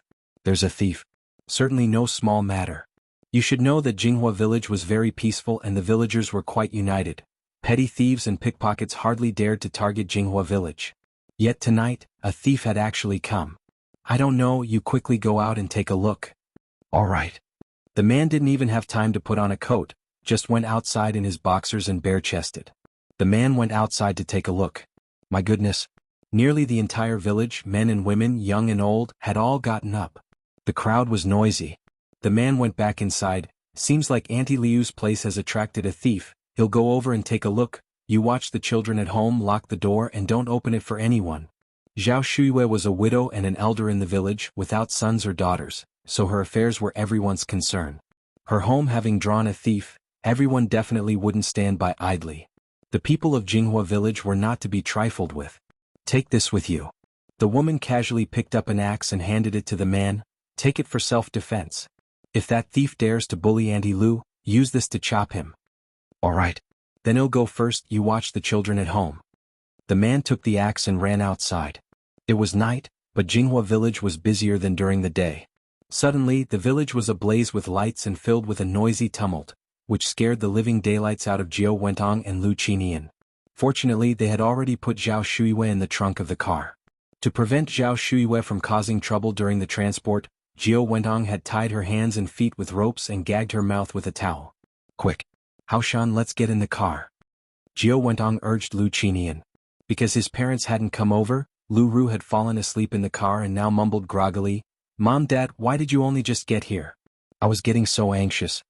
Lu Qinian didn't have time to explain anything, hurriedly got into the passenger seat, and was about to close the door when a pale, slender hand pressed on the car door, seemingly without much effort, but no matter how hard Lu Qinian tried, he couldn't close the door. Uncle Lu, what are you trying to do this late at night? The owner of this hand was none other than Yang. Suppressing the panic in his heart, Lu Qinian replied with a smile, Oh, it's Yang. I was just visiting your Grandma Zhao's house. Yang narrowed her eyes. Paying a visit in the middle of the night? Lying through your teeth. Jiao Wentong joined in with a smile. We just came to check on Big Sister. It's getting late, we should be heading back. Just then, the voice of Cuihua came from the other side. Yang. Hearing that a thief had visited Jinghua village, Cuihua was almost frantic with worry, scared that Yang might have encountered danger. No matter how capable Yang was, she was still just a young girl, and there wasn't a mother in the world who wouldn't be concerned about her own daughter. Mom? Yang looked back. In the time it took to speak, taking advantage of Yang looking away, Jiao Wentong immediately shut the car door. Haoshan, let's hurry and go. Lu Qinian slammed on the accelerator, and the car shot out like a rocket. Yang curved her lips slightly, not in a hurry, just looking ahead like that, her composure unshakable. Seconds later, a piercing screech of brakes was heard from the front. Ss. Having lived in Jinghua village for so long, Yang naturally knew the character of the villagers. Under such circumstances, the villagers wouldn't sit idly by. In front, the villagers were hand in hand, holding flashlights, and had encircled the black sedan from inside and out so tightly that not a drop could get through. Yang, are you all right? Anai Tsuehua and Shengguan Dehui ran up to Anai Yang. Anai Yang shook her head. I'm fine. Mom, you and Dad go check on Grandma Zhao. I'll go see what's happening with Lu Qinian and the others. Okay. Anai Tsuehua nodded. Anai Yang jogged towards the front. Yang, we've caught the thief. Seeing Anai Yang approach, the crowd spontaneously opened a path for her. Beat this damn dog to death. He even dared to come to Jinghua village. Yeah. Beat him to death. Lu Qinian knew things had gotten serious and hurriedly opened the car door to get out, taking out cigarettes from his pocket and distributing them to the crowd. Misunderstanding. Fellow villagers, this is a misunderstanding. I'm a relative of Shuyu's family. This is my wife and my daughter is sitting in the car. We came to see Shuyue. We're not thieves.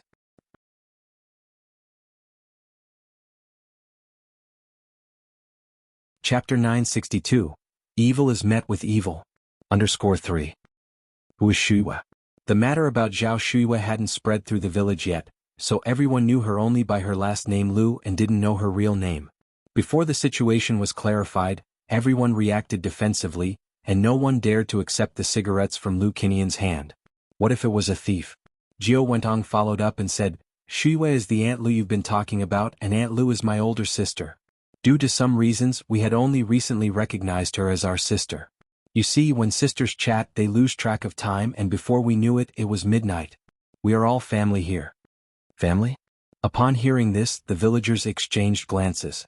These past few days, Lu Qinian and Jiao Wentong had indeed frequently visited Jinghua village, so the villagers were somewhat familiar with the couple. Could it be that they had made a mistake? Since we are all family, why are you all acting so guilty? Must be because you are hiding something shady. Anai Yang walked through the crowd, followed by the light from the villagers' flashlights, shining like a vast snowy glow. It really is a misunderstanding. Lu Qinian wiped the sweat from his forehead. Yang, do I look like the kind of person who would sneak around stealing? Besides, how many petty thieves drive a sedan? We just came to check on Shuyue. A sedan itself costs at least 70 or 80,000 yuan. Who would buy a sedan and still steal? It must be said Lu Qinian's words did make some sense. After hearing this, the villagers relaxed their guard. I think it's quite possible. Anai Yang crossed her arms and looked down on Lu Qinian. Psychology says that people sweat profusely when they are highly nervous. Uncle Lu, is it very hot tonight? Saying this made Lu Qinian even more nervous. For some reason, even though Anai Yang was just a teenager, he couldn't help but feel incredibly anxious, with cold sweat layering his back. He couldn't control it. In front of Anai Yang he was like a mouse seeing a cat. We really didn't steal anything. Jiao Wentong opened both sides of the car doors. If you don't believe it, you can check for yourself. Villagers stepped forward and shone flashlights inside the car. Aside from a young girl sitting in the back seat, there seemed to be nothing else. Lu Ru, who was like a pampered young lady, had never experienced a situation like this and was nearly scared to death. What should she do now? If she had known it would be like this, she wouldn't have come along. Who knew Jinghua village was so unified? And the trunk. Anai Yang spoke indifferently. Just because there's nothing inside the car doesn't mean there's nothing in the trunk. It was the middle of the night. This family of three wouldn't come here for no reason. Moreover, since Zhao Shuyue was born into a wealthy family, she might hold something Lu Qinian desperately wanted. The village chief shone his flashlight at the trunk. Open the trunk and let us see. Hearing the word trunk, Lu Qinian swallowed hard, the nervousness he had suppressed now surging back. His mind went blank. Jiao Wentong was quicker to react, pressing her hand against the trunk. The trunk contains our private items, it's not appropriate to show you. Even the police need a search warrant to search, and you have no right to inspect our trunk. Seeing Jiao Wentong act this way, Lu Qinian quickly stood in front of the trunk. If someone saw what was inside the trunk, they couldn't clear their names even if they jumped into the Yellow River. Why had the night turned so bizarre, rousing the entire village? Lu Qinian felt extremely unsettled. Search, ordered the village chief. Just as two villagers were about to come forward, Jiao Wentong continued, You want to search our trunk without a warrant? That's illegal.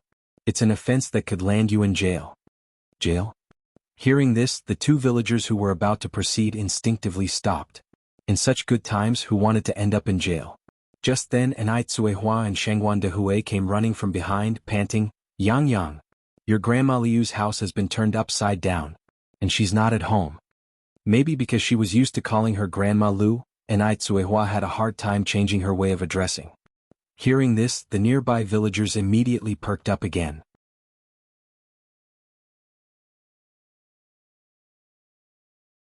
Chapter 963. What goes around comes around. _4. Stay alert. Nobody's home and the house has been turned upside down. Who the hell did this? It's so obvious. Surround them. Don't let them get away. God damn it. Where have you taken Auntie Lu? No, it wasn't us. Folks, you've got it all wrong. Zhao Shuiwei really is my elder sister. Think about it, everyone. Would I hurt my own sister? It was them. They've hidden my sister away. They want to kill her. And then they want to frame us for it. When Jiao Wentong got to this point, he suddenly pointed at Anai Tsuehua and Shengwan Dehui. Their family has been eyeing us with contempt for a long time. They did it on purpose. Villagers, you must seek justice for my sister. Not a single good person exists in that family, whether old or young. Jiao Wentong might have been better off not saying these words, as they only enraged the crowd even more. You must know Anai Yang is the pride of Jinghua village. The lucky star of the village. And this woman dared to speak ill of the Anai family like this. Get out of my way, you old bat. Wang Jinfeng, already known for her rowdiness, pushed Jiao Wentong aside. Today I've got to see what you're hiding in that trunk. Wuxia, you and brother Tiniu, go open that trunk. Daring to provoke the Anai family for no reason. Even if it meant going to jail, they weren't afraid. Anai Wuxia is Wang Jinfeng's husband. As the days in the village improved, so did Anai Wuxia's health. So what chance did the old and frail Lu Qinian stand against two strong middle-aged men? Zhou Qingshang and Han Xiaoqin quickly subdued Jiao Wentong from the left and the right. The villagers were accustomed to farm work and had strong bodies. Jiao Wentong was an elegant lady who hardly lifted a finger in her life. What strength could she have? Faced with such a situation, all she could do was make a scene. Help. Someone help. The ruffians are attacking. Shut her mouth. Wang Jinfeng turned to Zhou Qingshang. Zhou Qingshang produced a piece of black and smelly cloth from nowhere and stuffed it directly into Jiao Wentong's mouth. No sooner had they gagged Jiao Wentong than Anai Wuxia and Wang Tiniu opened the trunk. Clack. With that sound, the hearts of Jiao Wentong and Lu Qinian sank, and a chill ran through their bodies. It's over. It's all over. No one expected Zhao Shuiwei to be in the trunk.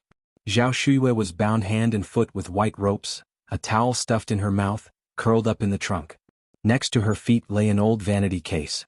Seeing this, everyone was shocked. Even Anai Yang didn't see it coming, that Lu Qinian and Jiao Wentong could be so cruel and ruthless. Why would they kidnap Zhao Shuiwei? Whoa.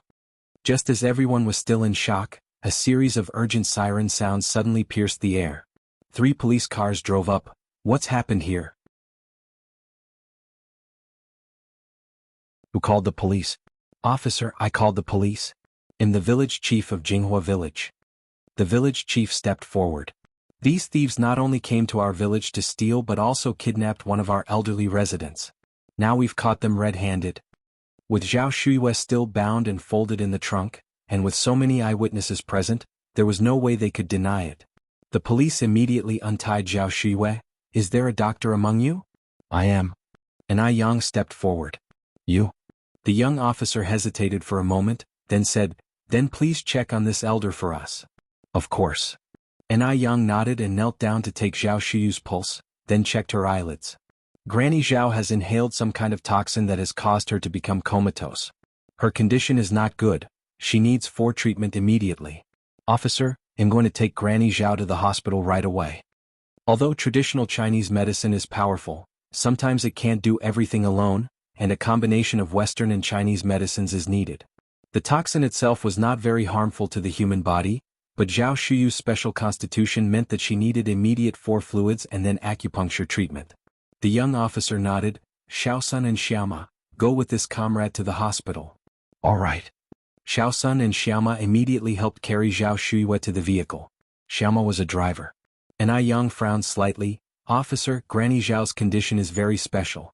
She needs to get to the hospital within 10 minutes. Let me drive.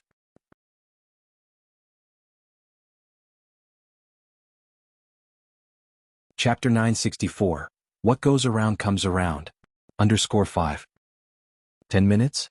It would take at least 30 minutes to reach the nearest hospital at top speed. 10 minutes is simply impossible. Comrade, are you kidding? Xiaoma asked incredulously. No, Ni Yang replied seriously. Seeing no trace of jest in Ni Yang's demeanor, and the situation being extremely urgent, a matter of life and death after all, Xiaoma didn't say another word and gave up the driver's seat to Ni Yang. Thank you for your trust. Ni Yang got into the driver's seat and performed the startup sequence, ignition, engine start, throttle, all in one smooth motion. Before the others in the car could even react, the vehicle had already shot out at lightning speed. The two police officers exchanged a startled glance, each seeing the shock in the other's eyes. My God, this was incredible. No one had expected that a country girl could drive this well. The journey, which was supposed to take 10 minutes, was completed by Ni Yang in just 5 minutes to the front of the hospital. Now even the way the two police officers looked at Ni Yang had changed. Comrade, what's your name?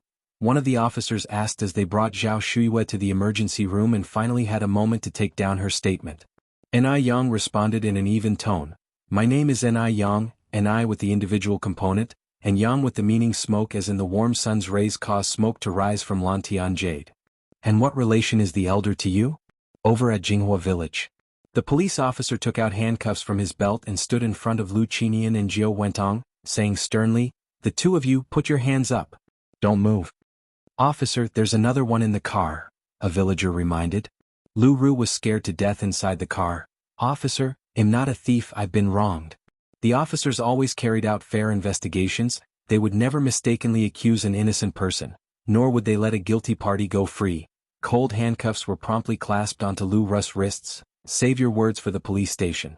Xiaolu, Xiaozhang, you all follow the village chief to the victim's home to gather evidence.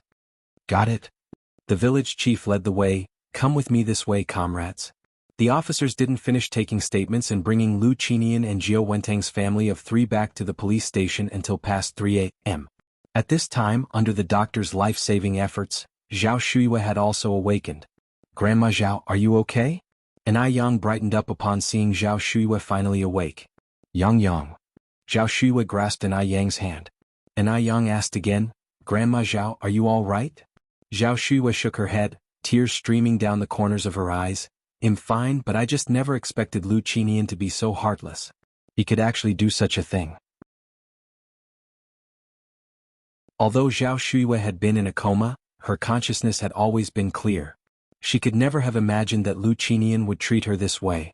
Ni Yang reassured her, it's good you're okay. Lu Qinian and Jiao Wentong have already been arrested by the officers. You just need to clarify the details to them later. Right? Zhao Shuiwe nodded.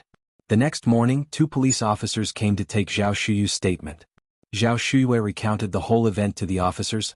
Officers, please, you must not let them get away with this. This was attempted murder. What they did was illegal. If it hadn't been for Yang noticing in time last night, I, an old woman, probably wouldn't be alive right now. Don't worry, ma'am, we will ensure justice is served. Lu Qi woke up the next morning to find his parents and sister weren't home. As he wondered why, a servant came in. Young master, the police officers are here to see you. Police officers? Lu Qi was stunned momentarily, puzzled as to why the police were looking for him. He considered himself a good citizen, never having done anything wrong. After learning the whole truth, Lu Qi turned pale. Officer, there must be some mistake, right? My parents are good people. How could they possibly do such a thing? And my sister, although she can be a bit spoiled and arrogant, she's not a bad person at heart. What on earth was going on? He had just gone to sleep, so why had his parents and sister suddenly become suspects of attempted murder and burglary? It must be that he hadn't woken up yet. He was still dreaming. Lu Qi pinched his thigh hard. It hurt. He wasn't dreaming? Lu Qi suddenly laughed. Officer, you must be joking with me this early in the morning. It had to be the officers playing a joke on him.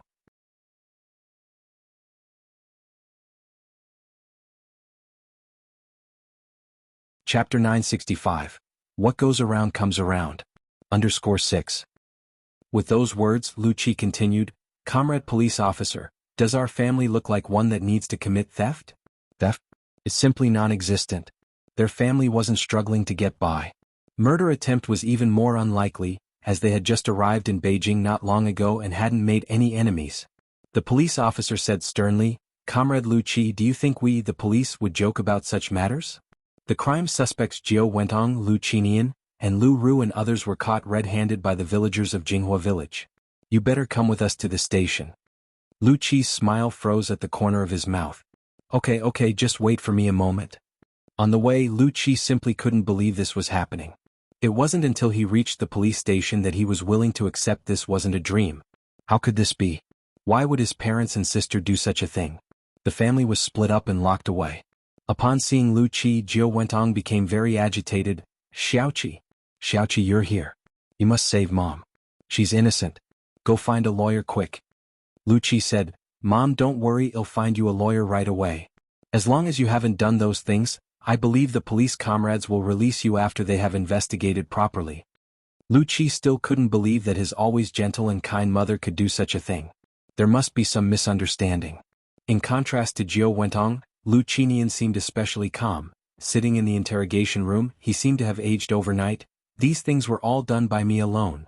They have nothing to do with my wife and child. They were all kept in the dark by me." Hearing this, Lu Qi was stunned. So, it turned out they really did these unforgivable deeds. Why would they do such a thing? "Dad." Lu Qi rushed out. Why? Why did you do this?"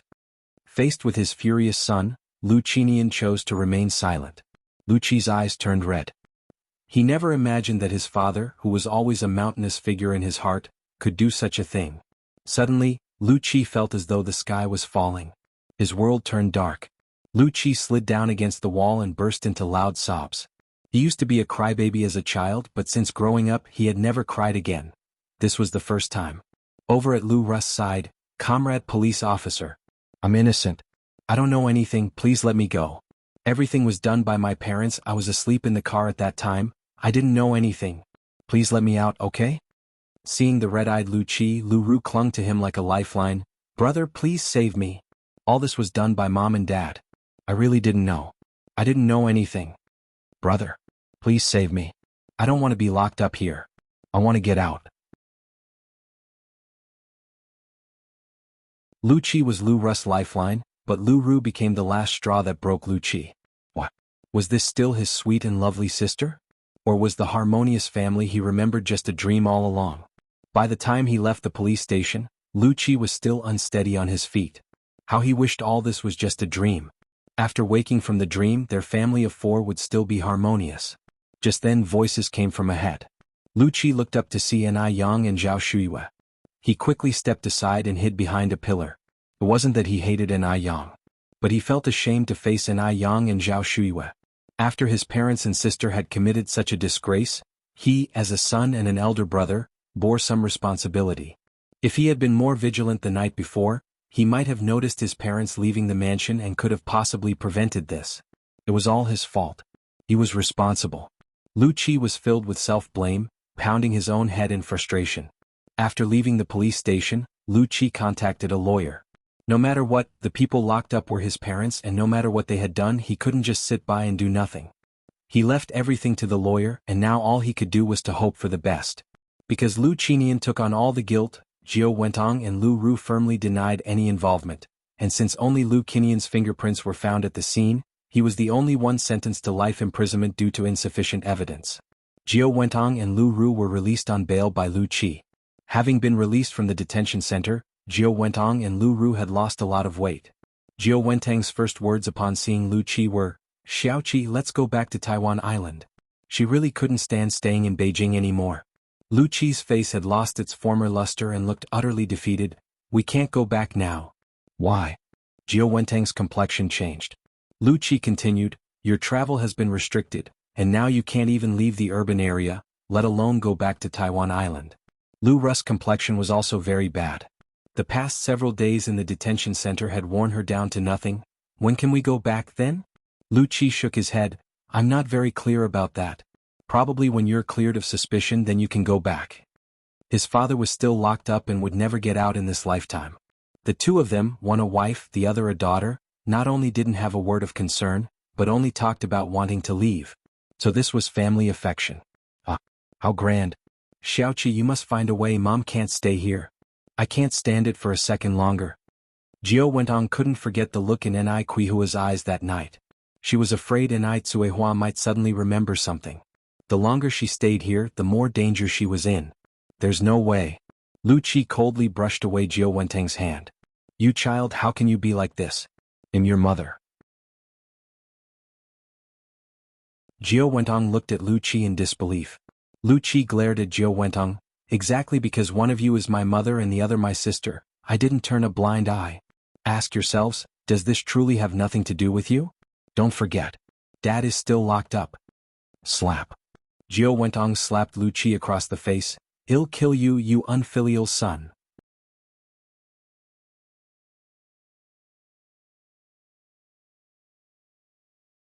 Chapter 966. The truth of the matter emerges, like stones revealed as the water recedes. Lu Qi didn't fight back and a red, swollen handprint appeared on his left cheek instantly. But the look in his eyes when he turned to Jiao Wentong was terrifyingly cold. Lu Ru covered her mouth, watching the scene in disbelief. She hadn't expected Jiao Wentong to hit Lu Qi. All her life, she had never seen Jiao Wentong raise a hand against Lu Qi. In delivering that slap, Jiao Wentong regretted it herself. Son Xiaoqi, I'm sorry. Mom didn't mean it. I just really want to go back. I didn't mean to leave your father. Her son was born after 10 months of pregnancy. How could she not feel pain for him? She was just too anxious. Lu Qi didn't want to help her. She couldn't return to Taiwan Island, and only Taiwan Island could give her a sense of safety. Xiaoqi, can you forgive Mom, please?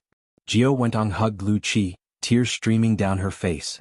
Lu Qi's face showed no emotion. You just got back from the detention center, go upstairs and take a bath, then get a good night's sleep.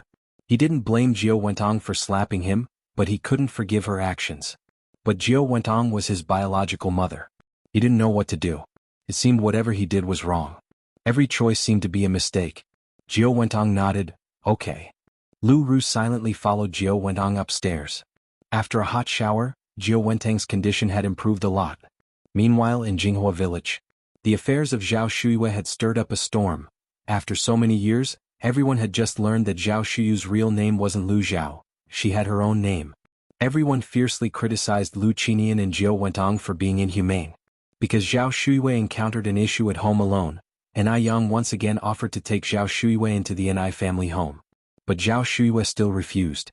Zhao Shuiyue wasn't willing to move, and Ni Yang didn't want to force her, so she brought Zhao Shuiyue a 2-month-old puppy.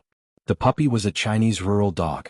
Chinese rural dogs were among the smartest and most loyal, easiest to raise dogs. Despite being only 2 months old, it was plump and fiercely protective, very protective of its owner. Zhao Shuyu's house already had Depang, so the puppy was named Xiaopeng. Ni Tsuehua, after handling the matters at the factory, sat on the sofa and chatted with everyone. Yang, what ultimately happened with the case of Lu Qinian and Jiao Wentong? Ni Yang flipped a page of the newspaper she was holding. Jiao Wentong and her daughter Lu Ru have been released on bail, while Lu Qinian was sentenced to life imprisonment. Old Lady Zheng chimed in, it looks like Lu Qinian will die in prison, but how could Jiao Wentong have been released on bail? She was clearly in cahoots with Lu Qinian. Even if she wasn't the mastermind, she must have been an accomplice. This involved robbery and attempted murder. How could she be released? Ni Yang explained, because Lu Qinian took all the blame himself, and only his fingerprints were found at Grandma Zhao's house. The police had no choice but to release her. Though Jiao Wentong has been released on bail, she still hasn't been cleared of suspicion and is not allowed to travel freely. The situation was twofold. While Lu Qinian wasn't a good husband to Zhao Shuiyue, he was an invaluable husband and father to Jiao Wentong. Such a person was both pitiable and detestable. Old Lady Zheng nodded, I see, I didn't expect Lu Qinian to have such resolve. Ni Tsuehua frowned slightly, I always feel like I've seen Jiao Wentong somewhere before. Yang, do you know where she's from? It was the first time Ni Tsuehua had mentioned this, so Ni Yang quickly put down the newspaper. About that, I once indirectly asked Lu Qi. He said Jiao Wentong is from Xiaomu village in Haiqing City. Xiaomu village?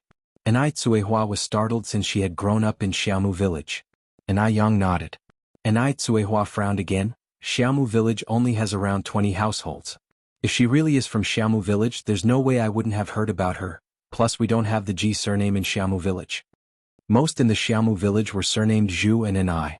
Ni Yang added, I also think it's strange. If Jiao Wentong really was from Xiaomu village, she couldn't possibly be unaware of Dam village, but when Lu Qi asked her if she knew about Dam village, she claimed she didn't remember. Xiaomu village and Dam village are adjacent. If Jiao Wentong truly came from Xiaomu village, she couldn't possibly be unaware of Dam village. But if Jiao Wentong wasn't from Xiaomu village, then how did she know about it? And why did Enai Tsuehua find her so familiar?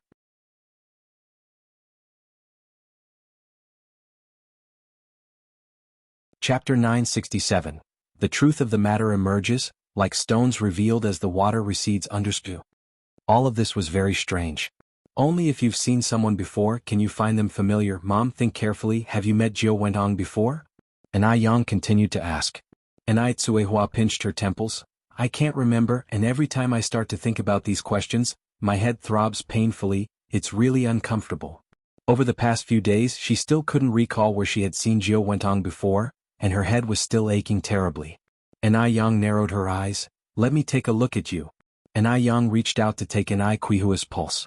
From the pulse, Enai Qihua's body didn't show any abnormalities, but many issues couldn't be detected by pulse diagnosis alone and required instrumental examination. Mom, how about we go to the hospital for a CT scan? A headache is no trivial matter. CT machines were invented as far back as 1971, and it was now 1985, 14 years later. The CT technology in Beijing had matured considerably, it just wasn't as advanced as in later years. Do we really need to go through all that? Enai Tsuehua said, it's just an occasional headache, not a persistent one. Ting, let's go, health is not to be taken lightly, Grandmother Shangguan said. I will accompany you. Mrs. Zheng nodded in agreement. Your mother-in-law is right, Ting, I'll also go with you. Enai Yang picked up the car keys from the coffee table. Grandma's, no need for you to come, I can take my mom by myself. Hospitals are full of germs, and your immune systems aren't as strong as young people's. Besides, there's not much help you can offer by going. Enai Yang was making sense, so the two seniors didn't insist further. Enai Yang drove Enai Tsuehua to the hospital. No matter when, the hospital was always overcrowded. After a long wait in line, it was finally Enai Qihua's turn. After the CT scan, it took another hour to get the results. The patient has a slight cranial hematoma, which is causing the occasional headaches, but the condition is not particularly severe. It can be treated with surgery or by using acupuncture to expel the hematoma. Enai Yang reached out to accept the CT report. Thank you, comrade doctor. You're welcome, it's what I should do. Cranial hematomas are usually caused by head injuries. Enai Tsuehua had been beaten quite badly by Mu Jinbao back in Dam village, and Mu Jinbao wasn't known for holding back. Could it be a leftover injury from that time? Fearing that Enai Tsuehua might recall those unpleasant memories, Enai Yang refrained from asking further about the injury. When the mother and daughter arrived home, Shangguan Dehui was holding car keys ready to leave.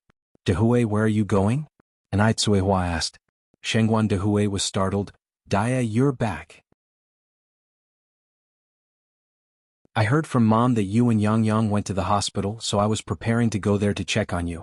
By the way, how did the checkup go? Everything okay? Enai Tsuehua smiled and shook her head. Nothing's wrong. Shangguan Dehui looked at Enai Yang. Yang, is your mom really okay? Enai Yang said, there's a slight cranial hematoma, but it's not a major issue. A few acupuncture treatments will clear it up. Dad, you don't need to worry. When Shangguan Dehui heard the words cranial hematoma, his pupils shrank. How can it be okay with a cranial hematoma? Yang, you better not be lying to me. Enai Yang said with a smile. Dad, what are you thinking? How could I lie to you? It's really no big deal. Really no big deal? Shangguan Dehui asked uncertainly. Enai Yang nodded. That's a relief. Shangguan Dehui sighed and took Enai Qihua's handbag. Let's go inside. Grandmother Shangguan and Mrs. Zheng had already prepared the meal. Little Enai Yun was happily eating noodles while sitting on Grandmother Shangguan's lap. When she saw Enai Tsuehua and Enai Yang return, she rushed down from Grandmother Shangguan's lap with delight. Mommy! Sister! Duo mimicked her, flapping its wings and flying over. Mommy! Sister! The image of the two was filled with love. After dinner, Enai Yang performed acupuncture on Enai Tsuehua. Seeing the gold needles being inserted into Enai Qihua's head one by one, Shangguan Dehui nervously extended his hand in front of Enai Tsuehua. Dia, does it hurt? If it does, you can bite my hand. Enai Tsuehua said with a smile. It doesn't hurt at all. Not only did it not hurt, it was quite comfortable. An acupuncture session lasted an hour, and by the time it was finished, it was already past 8 in the evening. That night, Enai Tsuehua had a very strange dream. It was fragmented. In the dream, she was first a 3 or 4-year-old child, then got separated from her mother. She walked for a long time and cried for a long time.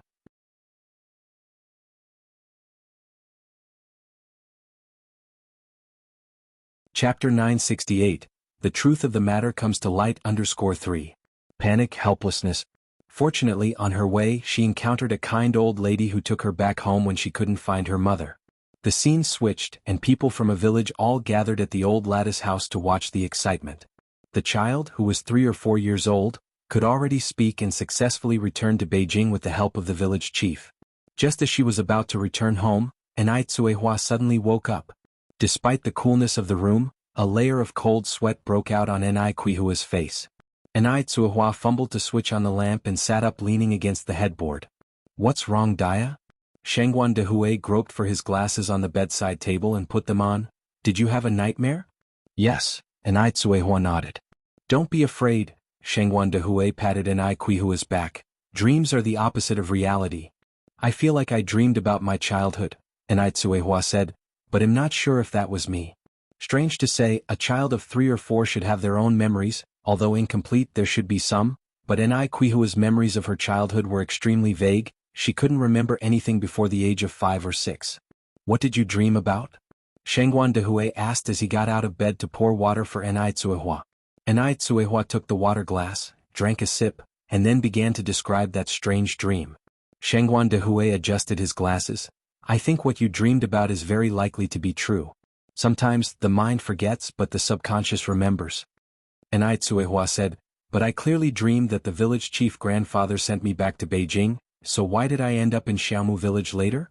Shangguan Dehui slightly furrowed his brows. "Maybe the you in the dream was so eager to go home that the part about returning to Beijing was also added by your subconscious?" "Is that so?" Enai Tsuehua asked. Shangguan Dehui glanced at his watch. "It's only 1 in the morning now, and I don't have to work tomorrow since it's Saturday. To prevent you from having another nightmare, why don't we do something meaningful?" Enai Tsuehua rolled her eyes at Shangguan Dehui. "Turn off the light." Once the light was turned off, darkness enveloped the whole room, swallowing all sounds. Enai Tsuehua typically got up every morning to cook breakfast, but this morning the person in the kitchen was Shangguan Dehui. "Dad, why is it you?" Enai Yang expressed her surprise. "I thought it was Mom." Shangguan Dehui rinsed the pot with water. "Your mom didn't sleep well last night and I don't have to work today. Yang, what would you like to eat?" "I'll make it." Enai Yang opened the fridge and took out a bottle of mineral water. "I'm fine with anything you decide." "That sounds good," Shangguan Dehui smiled. "Then I'll just whip something up." "Okay," Enai Yang took the mineral water. "I'll go for a run first." "All right," Shangguan Dehui nodded. Enai Yang went for a run every morning. At 6 in the morning, the sun was just rising. The sky was a clear blue, a gentle breeze was brushing through, birds chirped around, the rich fragrance of honeysuckle lingered in the air, and by the road, the farmland was filled with roses and portulaca. The endless view was absolutely refreshing. As soon as Enai Yang stepped out, Duo followed. "Good morning, Yang." "Good morning, Duo." Duo flapped its wings. "Good morning." "Good morning." Duo didn't know many phrases, sometimes repeating the same phrase dozens of times, even more repetitive than a loop machine. Along the road, as they encountered villagers at work, Duo kept repeating, "Good morning." Everyone was amused by Duo first thing in the morning, starting the day in a cheerful mood. Duo is really smart. It's Yang's good upbringing. Indeed. My boy at home saw how well Duo was raised and caught a mina to rear a month ago. Just when it learned to fly, it disappeared. What a waste of time raising it. Lu family mansion. Jiao Wentong did not sleep well last night. Every time she closed her eyes, she recalled her experiences in the detention center. She didn't want to go to prison. Not at all. What should she do? Once that thing was discovered, she would be ruined. Jiao Wentong sat on the bed, painfully clutching her hair. If only she had never come back. She regretted it. Lu Qinian being locked up was secondary. She never truly loved Lu Qinian. Seriously, who in their right mind would fall in love with a man 30 to 40 years older than themselves? She was worried about her own safety. If she had not come back, she wouldn't have encountered Enai Tsuehua, and if she hadn't met Enai Tsuehua might not have remembered those things.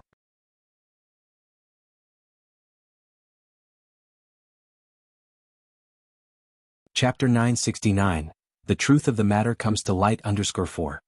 Enai Tsuehua had become a ticking time bomb to her. No telling when she might explode. No one would dare touch her on Taiwan Island, but this was Beijing and she was restricted from traveling. Realizing this, Jiao Wentong rushed downstairs. Xiaoqi, Mom is begging you, please take me away. Shall we go back to Taiwan Island? Lu Qi sighed. Mom, you can't leave now. Think of something, Xiaoqi, think of something. Jiao Wentong continued. Since you managed to bail us out of the detention center, it means you must have a way, right? Lu Qi frowned slightly, suppressing the anger in his heart. Mom, the only reason you were released from the detention center was because of Dad. Dad took all the blame on himself. Otherwise, even if I were the Emperor of Heaven, I wouldn't have been able to bail out you and Xiaoru. Jiao Wentang's eyes instantly reddened. Then what should we do? Xiaoqi, is there really no way? Xiaoqi, I really can't stay here anymore. Mom, why are you in such a hurry to leave Beijing? Lu Qi grabbed Jiao Wentang's arm. Are you still hiding something from me? How much more were they hiding from him? Jiao Wentong instinctively avoided Lu Qi's gaze. No. Really? Lu Qi stared intently into Jiao Wentang's eyes. No. Jiao Wentong pushed Lu Qi away and hurried upstairs. Watching Jiao Wentang's retreating figure, Lu Qi let out a deep sigh and went to Lu Ru's room. Brother. Lu Qi grabbed Lu Ru's hand. Tell me honestly, are you and Mom still hiding something from me? After all, Jiao Wentong was his mother, and there were some things he couldn't directly ask her, so he had to start with Lu Ru. In Lu Qi's eyes, Lu Ru and Jiao Wentong were in this together. Lu Ru looked at Lu Qi blankly. No, stop pretending. Tell me. Lu Qi had lost all trust in Lu Ru. Tell me now, and I'll take you and Mom to the police station to turn ourselves in, maybe we'll get a lighter sentence. Just don't let the police find out first, it would be embarrassing then. Really, there's nothing. Lu Ru, frightened by Lu Qi's demeanor, started crying. Brother, what are you talking about? Lu Ru had no idea about Jiao Wentang's past. The recent stint in the detention center had already terrified Lu Ru, smoothing out any haughty airs she once had. Speak. Lu Qi gripped Lu Ru's wrist tightly. There's nothing, Lu Ru cried miserably. Unable to get anything out of her, Lu Qi had to let it go. At the Enai family home, Enai Yang administered the third acupuncture treatment to Enai Tsuehua. After the acupuncture, Enai Tsuehua said to old lady Zheng, Mom, does Dad have a burn scar on his back?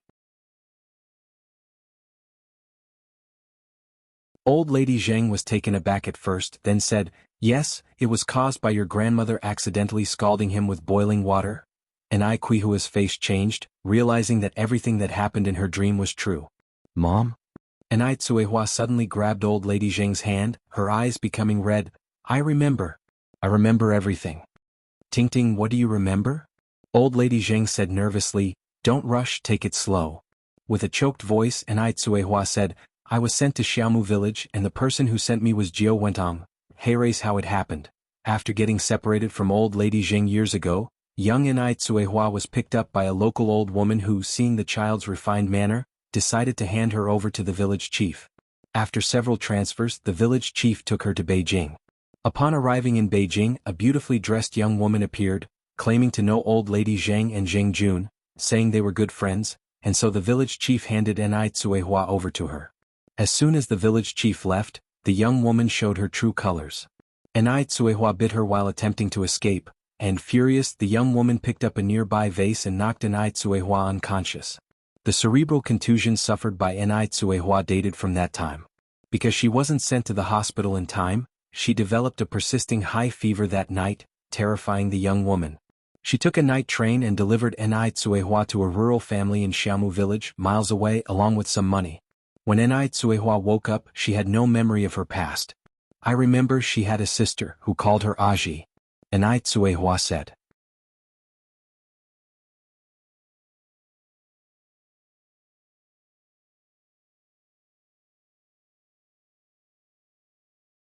Lu Qi walked over to Jiao Wentong, his eyes red.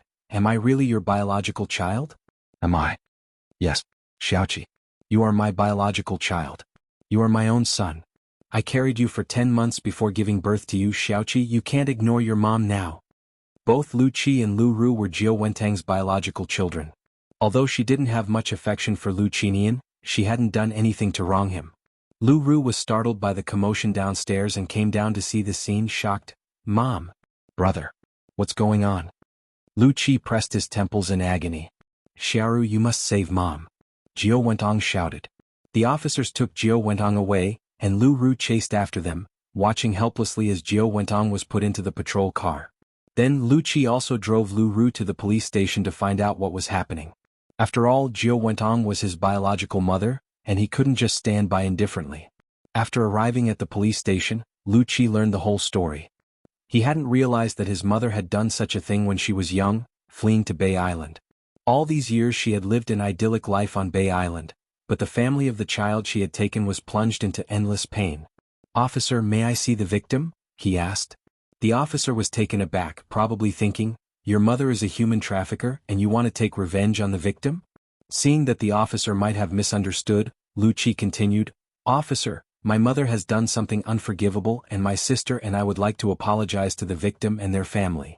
Perhaps an apology could hardly make up for anything, but without an apology he felt uneasy. Okay, the officer nodded, come with me this way. If you find any errors, ads pop up, ads redirect, broken links, non-standard content, etc. Please let us know reports so we can fix it as soon as possible. You're tuning in to the Phantom Sword Chronicles YouTube channel. Don't forget to subscribe and join us on this journey to catch the most captivating stories.